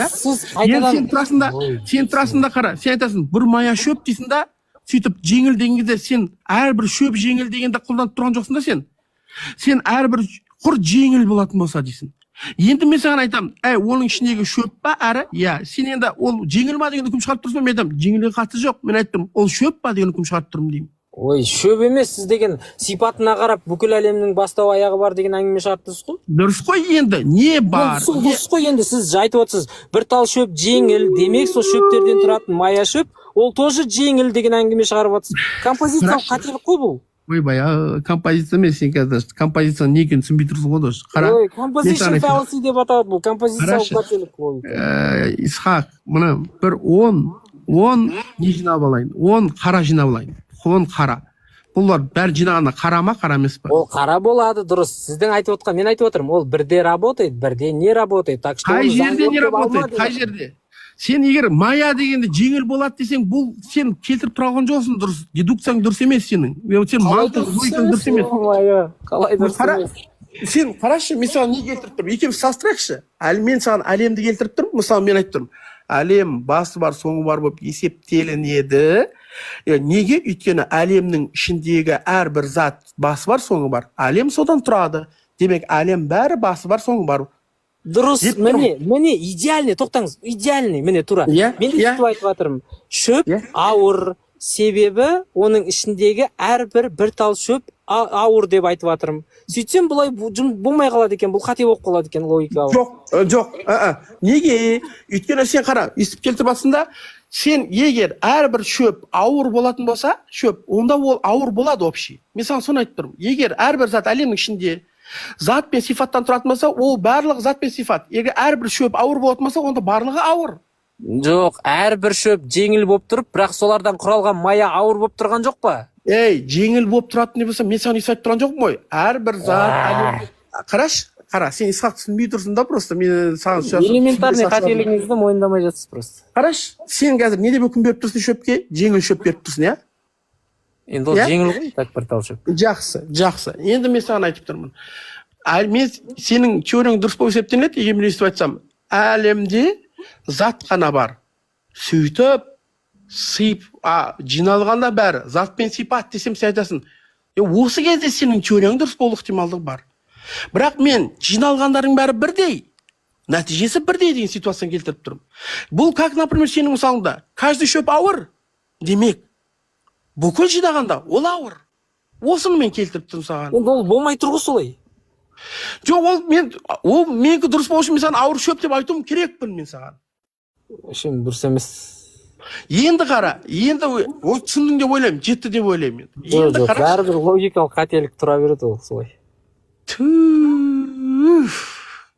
Білмеймін мен сіз қалай түсіндіріп жатқаныңыз. Енді әлемнің бастауы бар, соңы бар деген қақтан шығардыңыздар мысалы. Жақсы. Естіп айтайықшы, әлем мәңгі ма? Мәңгі емес. Енді мәңгі еместің қарама-қарсы мағынасы не? Бастауы бар, соңы бар.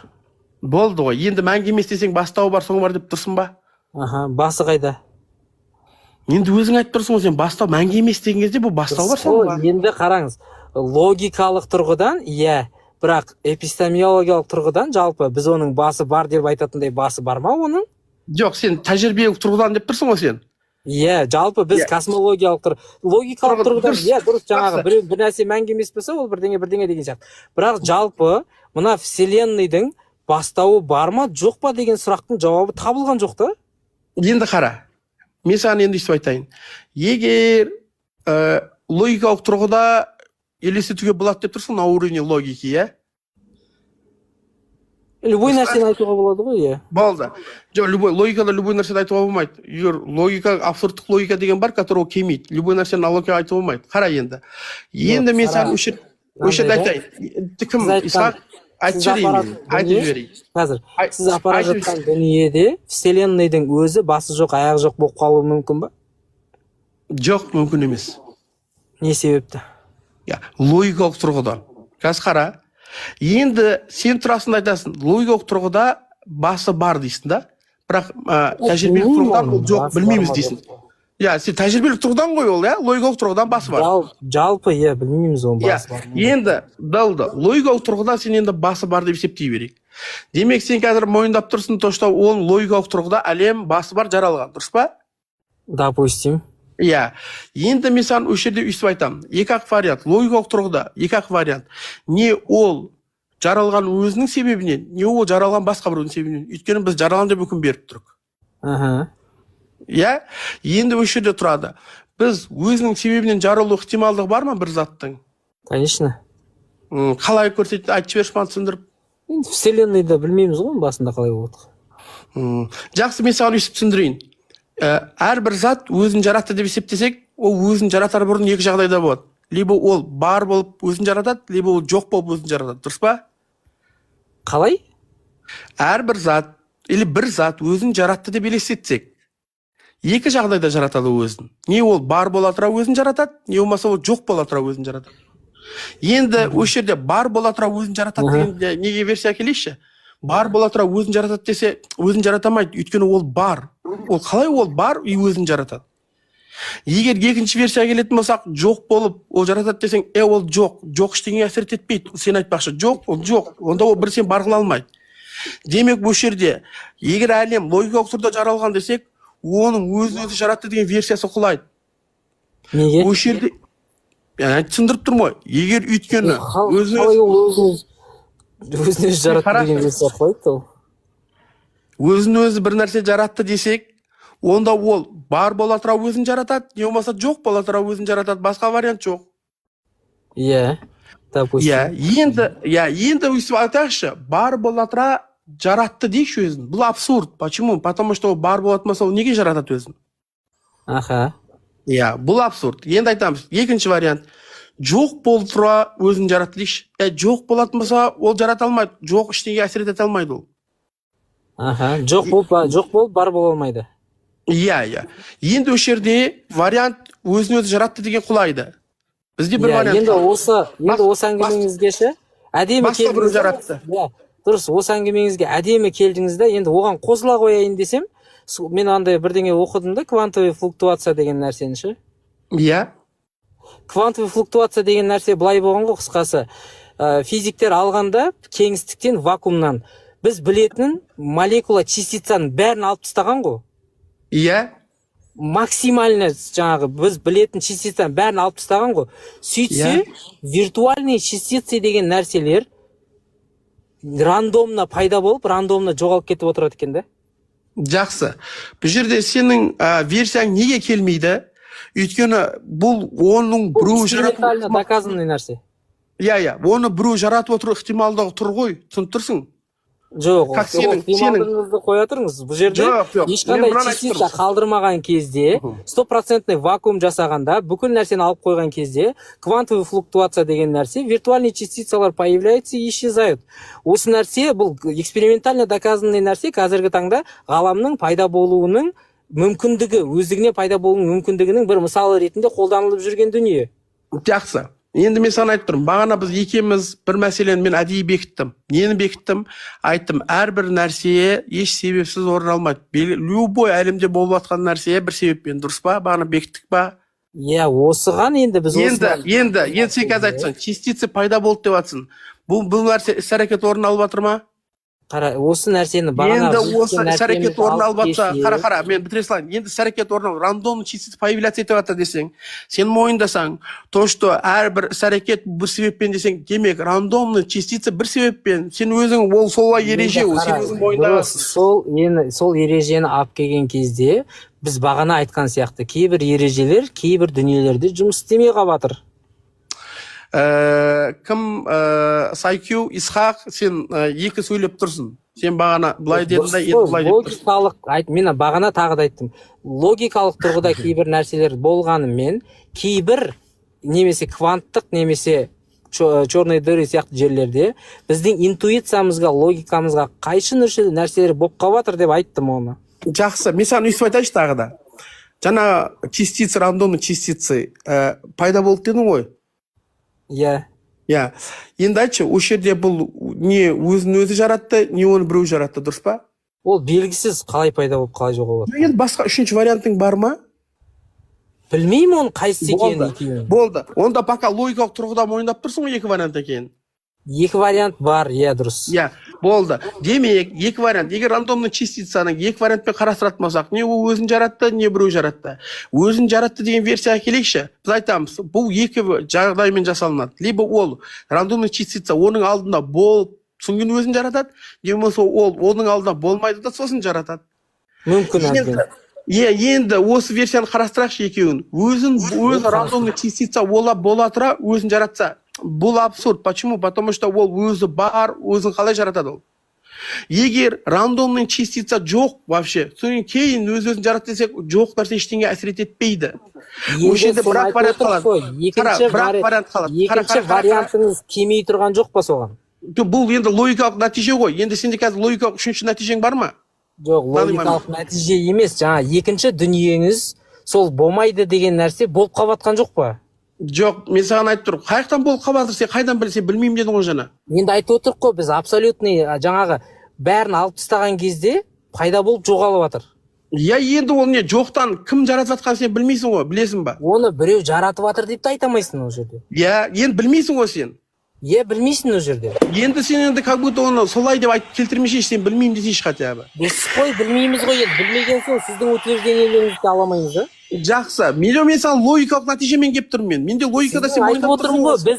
Біз логикаға қайшы келетін моменттерде тұрмыз да, ол жерде логика. Қай жерде логикаға қайшы келетін, қай жерде? Именно жаңағы частицаларға келген кезде логикаңызға келмейтін дүние. Сіз де білмейсіз ол жерде. Исхақ, сен логикаға қайшы келетін нәрсені түсінбей тұрсың. Логикаға қайшы келеді, егер сен сондай логикалық нәтиже алып келетін болсаң.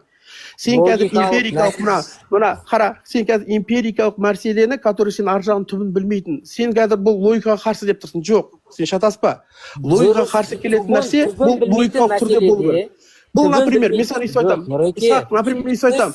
Сен логикалық қалай келтіруіңе болады? Дұрыс емес деп. Мен айтамын мысалы, әрбір зат өзін бір десе жаралды деген кезде либо өзін өзі жаратты, либо оны басқа біреу жаратты.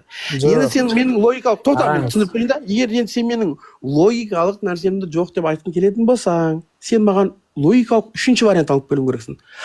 Сенің алып келген дәлелің то, что қазір орын алып жатыр ғой деп, сен оның ар жағын өзің білмей тұрсың. Сен айтып, мен білмеймін дейсің. Яғни біз білмей тұрған жерде сіздің логикалық заңдылықтарыңызда жұмыс істемеуі мүмкін, сондықтан оны дәлелдеп алмаңыз деп жатырмын. Сен онда логика деген түсіндіру керек екен да саған не екенін. Жоқ, айтып отырмын ғой, біздің логикамыз оған қайшы келетін дүниелер болады. Біз жаңағы кванттық әлем туралы айтып отырмыз. Кванттық әлемде бағанағы айтқан квантовый бессмертие, суперпозиция деген нәрселер сынға келмейді. Олар тура сол сияқты қазір квантовый флуктуация деген нәрсенің өзі Исхақ, мысалы басқа вариантпен келейін. Жарайды, егер сен мәселен қандай да бір зат демек өзінің себебінен бола алады дегенде теорияны бекіткің келіп тұр ма? Белгісіз. Қарашы, мен саған логика деген не, Исхақ? Логика дегеніміз, мен саған логикалық заключение алып келдім ғой. Опять же, кейбір жерлерде қарашы, оқывашы, түсініп пожалуйста. Сен логикалық немен келтіруің керексің да маған. А сен қазір өйстіп тұрсың, мен білмеймін, сенде логикалық нәтиже де жоқ, сондықтан істемейді дейсің. Сен логика істемейді деу үшін сен логикалық бір абсурд алып беруің керексің маған. Сен не логикалық абсурд айта алып алмай келіп тұрсың? жатырмын ғой енді логикалық, бірнеше логикалық абсурд айттым ғой жаңа. Қайсысы, айтшы. Квантовый бессмертие, суперпозиция деген бір заттың бір екі күйде наблюдатель араласқанша екі күйде бірдей болуы деген бұл квантовый физикадан алынған нәрсе. Жақсы, енді сен маған осы екеуінің арасын айыршы, логика мен эмпириканың арасын айырып берші. Білмеймін, айыра алмаймын оны. Енді вот түсініп тұрсың ба, мен саған түсініп жеткізе алмай жатырмын да. Сен мәселелерді, моменттерді түсінбейсің да сен. Сен проблема туындап жатыр сенде. Түсінбейміз, Сондықтан жарайды, допустим, жақсы, енді ақыры әңгімеңізді аяғына жеткізбедік қой. Аяғына барыңызшы, жарайды. Сіз неге барыңызда жаңағы енді жарайды, айта салайын. Мәселе енді айтайын. Уақыт берем сізге, айта салайын. Енді сіз бүйтіңіз жаңағы бір соны қозғалысқа келтіруші, жасаушы бар ғой дегенге барыңызда, сосын сол жасаушы именно исламдағы құдай екенін айтыңызшы, соны тыңдап көрейік. Болды. Мен қазір әкеп бере салайын енді саған. Енді демек, егер біз ненің әлемді жаратылған және әлемнің жаратылуы бұл екі позиция. Не өзін өзі жаратты, не оны біреу жаратты. Басқа үшінші жоқ бұл нәтиже.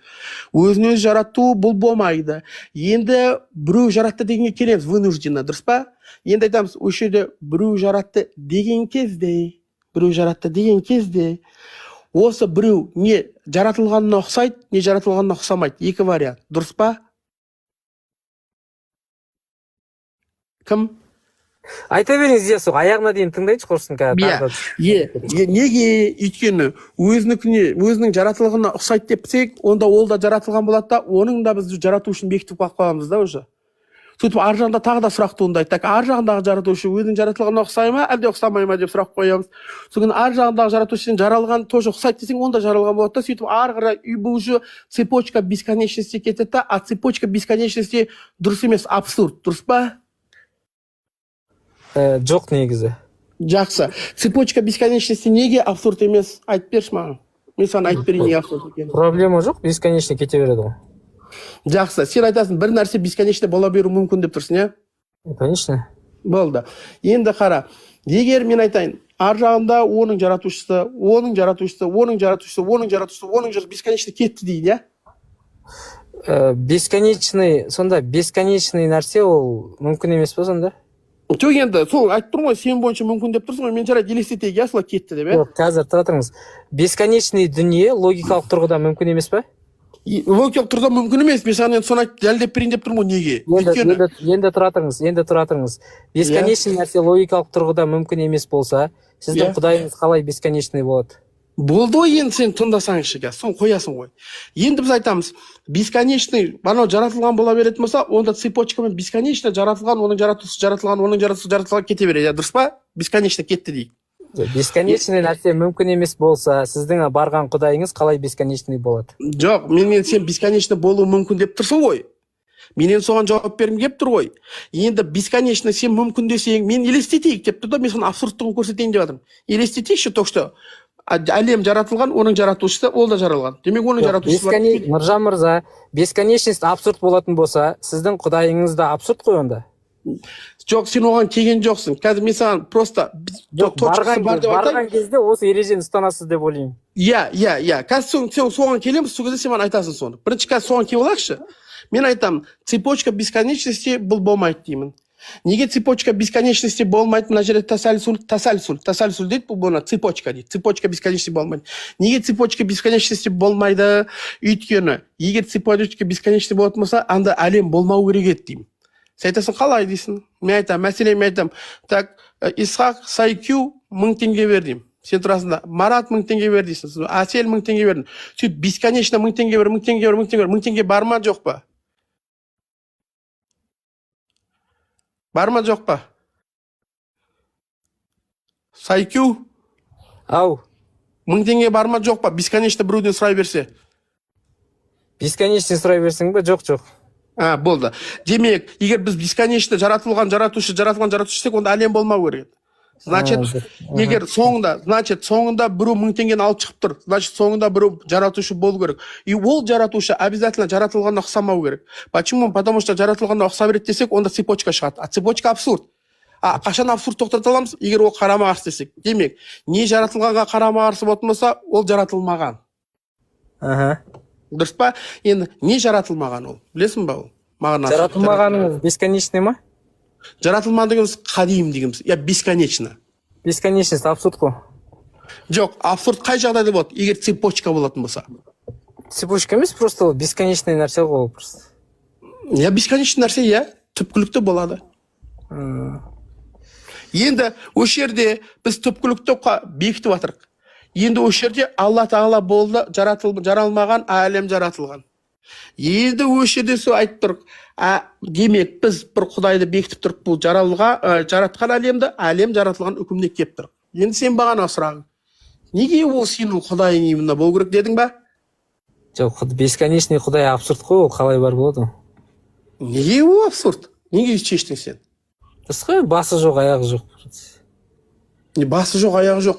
Мен саған айттым, абсурд болады, егер сен оны бесконечный емес десең. Не? Өйткені тасәлсүл шығады, цепочка бесконечности шығады. Цепочка шығады, иә? Иә. Бірақ Құдай әлем болмайды деді. Өзі әлем болмайды деді. Әлем бар ма? Құдай өзі цепочканы түйіндеуші дейсің ғой. Иә. Бұл әлем бар ма негізі? Бірақ ол өзі неге конечный болмайды ол?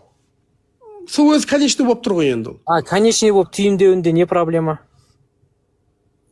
Сөзің вообще түсініксіз, ешқандай мағына көмектесіп тұрады. Басы бар, аяғы бар болып тұрып та цепочканы, мысалы бағанағы цепочканы бар ғой, мен 1000 теңге сұраймыз ғой, 1000 теңге сұраймыз. Сол 1000 теңгенің басында беретіні тура мен сияқты адам болуында не проблема? Онда абсурд шығады. Неге? Өйткені ешқандай да абсурд жоқ. Қара, 1000 теңгені мен сұраймын, 1000 теңгені анадан сұраймын, ол барады анадан сұрайды. Бірақ соңы не? 1000 теңге бар ма, жоқ па? Менде 1000 теңге болады ғой, дұрыс па? Дұрыс қой. Демек қашан болды? Соңында бір 1000 теңге шығарғанда ма? Дұрыс қой. Демек маған ұқсайтын адамның өзі сол 1000 теңге цепочканы бастайтын болса, менде 1000 теңге болады. Әлемде де демек конечный әлемді конечный біреу бастайтын болса, ол әлем бар болады, дұрыс па? Жақсы. Бірінші жерде сенің сравнительный логикаң дұрыс келмей тұр да, потому что мы сейчас говорим о заканчивании. Дұрыс келмей қала береді. Ё-моё. Хорошо. Өйткені сен позиция түсініп тұрсың да, мына қара. Біз Исхақ бұл жерде бесконечностьтің абсурдын түсіндіріп жатырық па? Жоқ, абсурд болмай қалды ғой енді. Жаңа сіздің айтып отқан дүниеңіз оны түйіндемей қалды да. Мысалы, сіз айтқан жаратылмаған нәрсемен емес, жаратылған жаңа сіздің сипаттамаңыз бойынша жаратылған, сіздің сипаттамаңыз бойынша ұқсайтын сол соңындағы сол нәрсенің өзі түген цепочканы түйіндей салуы мүмкін да. Ал сіз айтып ол жаралмаған ұқсамайтын болу керек деп қойып отырсыз да, мысалы. Мен саған айтып тұрмын. Қазір мына мен саған цепочканы келтіріп тұрмын ғой. Сөйтіп 1000 теңгені келтіріп тұрмын ғой. Мен саған 1000 теңгені келтіріп тұрмын цепочканың таусылу жағынан да. Егер сен маған сипат тұрғысынан айтатын болатын болсаң, сипат бұл адамға беріп жатыр, адамға беріп жатыр десең, мен айтамын, бірінші сен біз мәселені 1000 теңгені келтірумен мен цепочканы тоқтатып тұрмын. Енді мына мәселеге көшемін. Енді егер біз 1000 теңгені тоқтатқаннан кейін мына сұрақ, анаған ұқсау керек па? Әлем анаған жаралған ұқсау керек па? Егер ұқсайды десек, онда ол дальше кетеді ары қарай. Кетпесе де болады ғой. Неге кетпейді? Ол жаралған ғой, оны кім жаратты? Ол жаралған емес, ол просто сол бірінші бар нәрсе сол. Жоқ, енді ол жаралған деп тұр ғой, ұқсайды тұр ғой жаралғанына. Біз әлемді жаратылған. Біз бағана екеуміз келген жоқпыз, біз әлем жаралған. Цепочканы түйіндеуші ғой ол. Дұрыс қой, енді қарашы, сен түсінбедің. Әлем жаралған ғой. Бесконечный жаралған деген әңгімеңізде емес, бесконечный регресті тура ұқсайтын нәрсе тоқтата ала ма? Жоқ, конечно, бұл жерде сен түсінбей тұрсың, мен цепочканың тоқтатуын дәлелдеп келіп тұрмын да соған. Кейін ұқсама мәселесіне екінші дәлелдеп келіп тұрмын мен. Сен арасын ажырата алмай тұрсың. Мен саған айтып тұрмын, қарашы, егер сен ана әлемді жаратқанда жаратылған десең, оның жаратушысы болу керек қой. Енді мен саған ұқсасу тұрғысынан айтып жатқан жоқ, мен айтып цепочканың жалғасу тұрғысынан айтып жатырмын.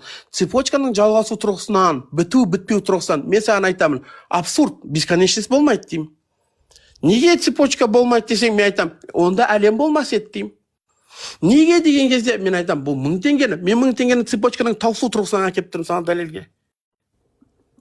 Демек мен айтам, осы цепочка арқылы, егер оның соңы болатын болса, мен айтам, соңы ол болады. Тек қана қай жағдайда, егер анаған ұқсамаса деймін. Өйткені ұқсай беретін болса, онда цепочка жалғаса береді деймін. Ұқсаса не проблема? ау? Ұқсаса не проблема? Онда ол ар жағында цепочка жалғаса береді. Бопты сосын, иә. Демек, енді біз қазір бекітіп тұрық, то, что бұл жаратушы анаған ұқсамайды, жаратылғанға ұқсамайтын, бұл жаратылмаған.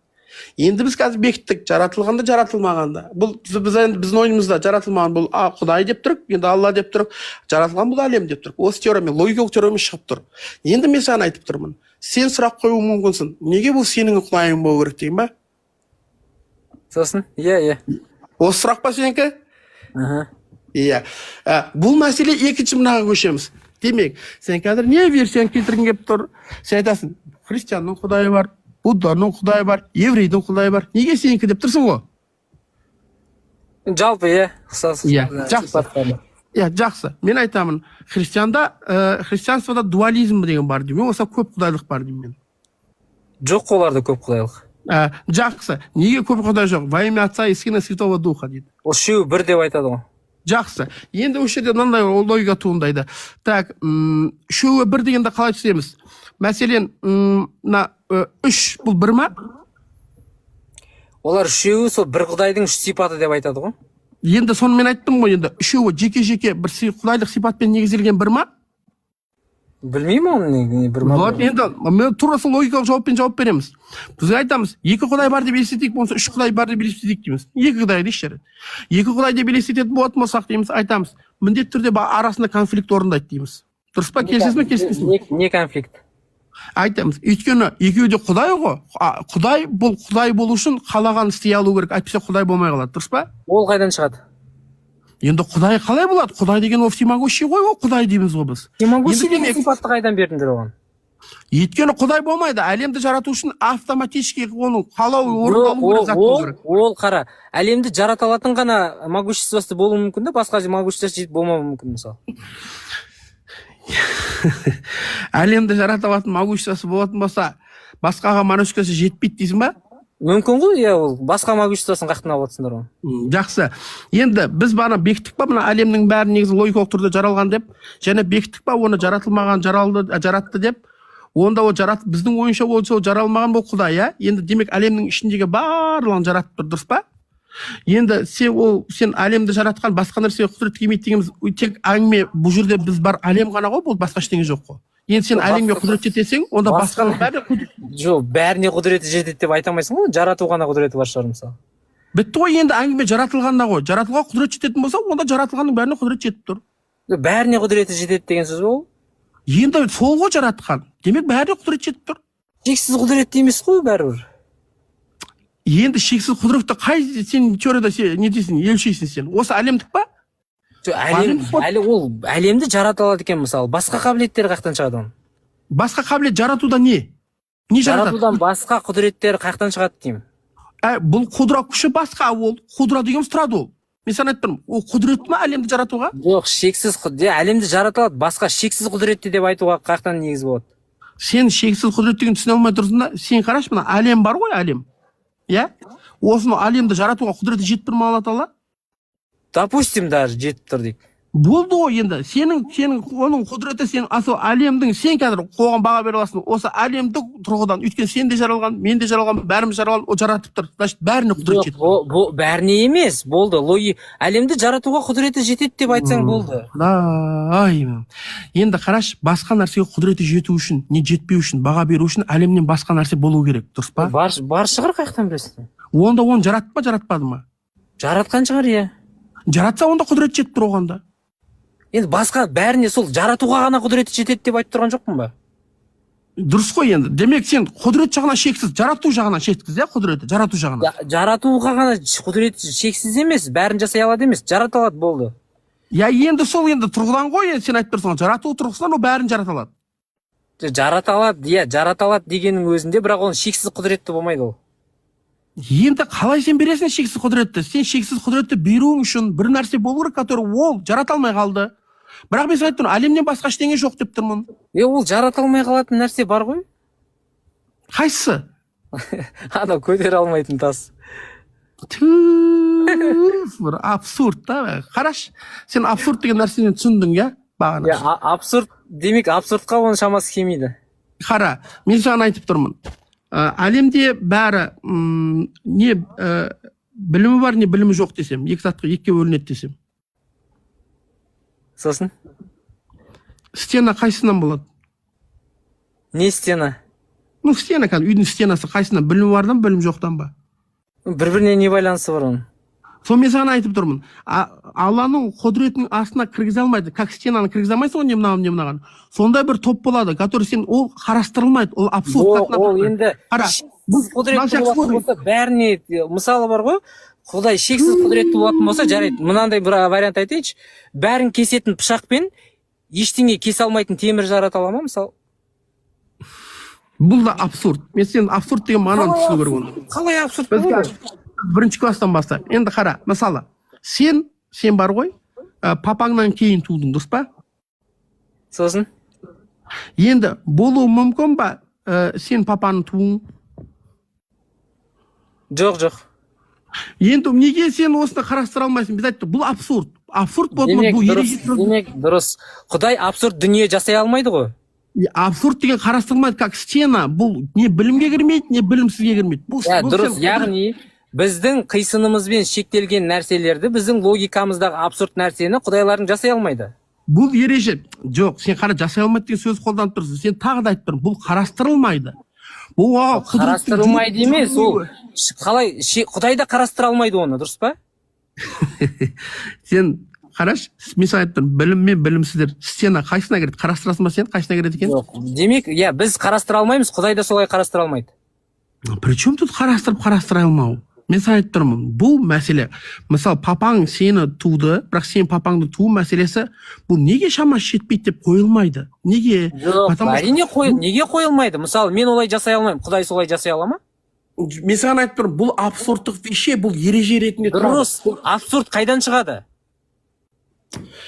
Абсурд дегеніміз бұл, который мәселенің астына кірмейді, бұл абсурд, бұл ереже тұрады. Абсурд логикадан шыға ма? Жоқ, логикадан шығады. Дұрыс. Демек, Құдай да біздің логикамен шектелген ғой? Жоқ, неге? Сен белгілі түрде логика тұр сенде, который сен сол ережеден шықпайсың. Бұл сен Құдайдың сол логикамен шектелуіне әкелмейді. Адамға белгілі абсурдтан Құдай шыға алмайды, дұрыс па? Бұл қарашы, кім Исхақ, мен саған түсіндіре алмай жатқаным ойбай. Ой, мына сен өліп және тірі болуың мүмкін ба екеуі? Бағана айттың ғой ол мәселе туралы. Енді мен саған айтып тұрмын, сен егер болуы мүмкін десең, абсурд шығады. Осы абсурд дейміз. Ол не абсурд? Саған қалай біз тірі дейміз, егер сенде өлі тұрса? Қалай саған біз өлі дейміз, егер сенде тірі тұрса? Бұл болмайды дейміз. Демек, Құдайдың өзі причина-следственный связьбен және біздің логикалық заңдылықтарымызға бағынады, дұрыс па? Неге ол өкімді шығарып тұрсың, мен түсінбедім. Енді біздің логикамыздағы абсурд дүниені Құдай жасай алмайтын болып тұр ғой? Который бұл Құдай деген логиканың астына деген сөз емес қой. Неге ол өкім шығарып тұрсың, мен түсіне алмадым. Енді абсурд дүние болса, оны Құдай жасай алмайды. Неге мен саған айтып жасай алмайды деген сөз қолданылмайды ол. Енді жасай алмай ма бағанағы нәрселерді? Ол не имеет места вообще, ол жоқ, ол как будто нету его. Сен нету деген білесің ба? Мысалы, сен айтсақ, нетуды, жоқты жасай ма? Құдай ма? Я жоқты. Құдай жасай ала ма? Жасау керек Құдай. Неге? Сен айтып тұрсың, жоқ деген бұл жоқ деп тұрсың ғой бағана. Дұрыс қой, енді бағанағындай дүниелерді. Қашан Алла Тағала, жоқ, қашан Алла Тағала жоқ, Алла Тағала жасамаған кезде ол жоқ болып тұрады. Ол сонда түсінік. Жоқ қайдан келеді онда? Жоқ, сен өзің айтып тұрсың ғой, жаралмағанда ол жоқ ол просто деп. Жоқ, сіздердің түсінігіңізде жоқ деген состояние қайдан келген? Жоқ деген состояние ол жоқ, ол келмейді ол. Келетін болса ол жаралған жоқ та ол. Ол келмейді, иә? Жоқ деген состояние жоқ. Иә. Жоқтан қалай бар жасайды ол? Не үшін жасай алмайды ол? Енді жоқ деген состояние жоқ болса, ондай состояние, жоқ состояниеден барды қалаяқтан алады ол? Неге сен мынаның келтіріп тұрсың ғой, ол жоқ болса, ол өз-өзін қалай жасайды деп. Сен шатасып тұрсың. Жоқ, өз-өзін емес. Ол бір состояниеден екінші состоянияға келтіріп отыр ғой, жоқты бар қылып отыр. Иә.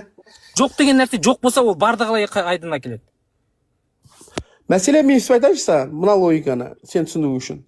Мысалы, Исхақ 94-ші жылы не туу мүмкіндігі болды, не туымау мүмкіндігі болды. Екеуі бірдей болып тұрды, иә? Не жоқ болып тұру мүмкіндігі, не бар болу мүмкіндігі, дұрыс па? тумай жатып. Дұрыс па? Иә. Енді осы жерде жоқ пен бар болу ықтималдығы екеуі бірдей ма? Иә. Енді екеуі бірдей болатын болса, сен қалай барға айналдың? Біз айтамыз, міндетті түрде біреу болу керек, который сені жоқтан барға шығаратын. Осы теориядан бекітіледі бұл. Иә, жоқ деген күй бар ма еді сол кезде? Сен жоқ болып тұрдың. Жоқ ол, жоқ деген сөз. Күй бар, жоқ деген состояние бар ма еді Құдайдың алдында? Исхақ, күй десең, сен ол жаралған деген сөз, ол жоқ емес. Мен сен мынаны түсінші. Сен жоқ деумен, сен вакуумды елестету мүмкінсің, который ішінде ештеңе жоқ. Біз айтамыз, ол жоқ емес. Ол вакуум, объем, который сен қап-қара бола ма? Сен жоқ деген нәрсе, ол вообще не имеет места. Сен түсіне алмай тұрсың сол екеуінің арасын. Жоқ деген нәрсе вообще жоқ, в общем. Иә, жоқ, соны айтып тұрмын. Жоқ деген нәрсе жоқ. Енді жоқтан бар қалай пайда болады онда? Мен саған тағы да айтып тұрмын.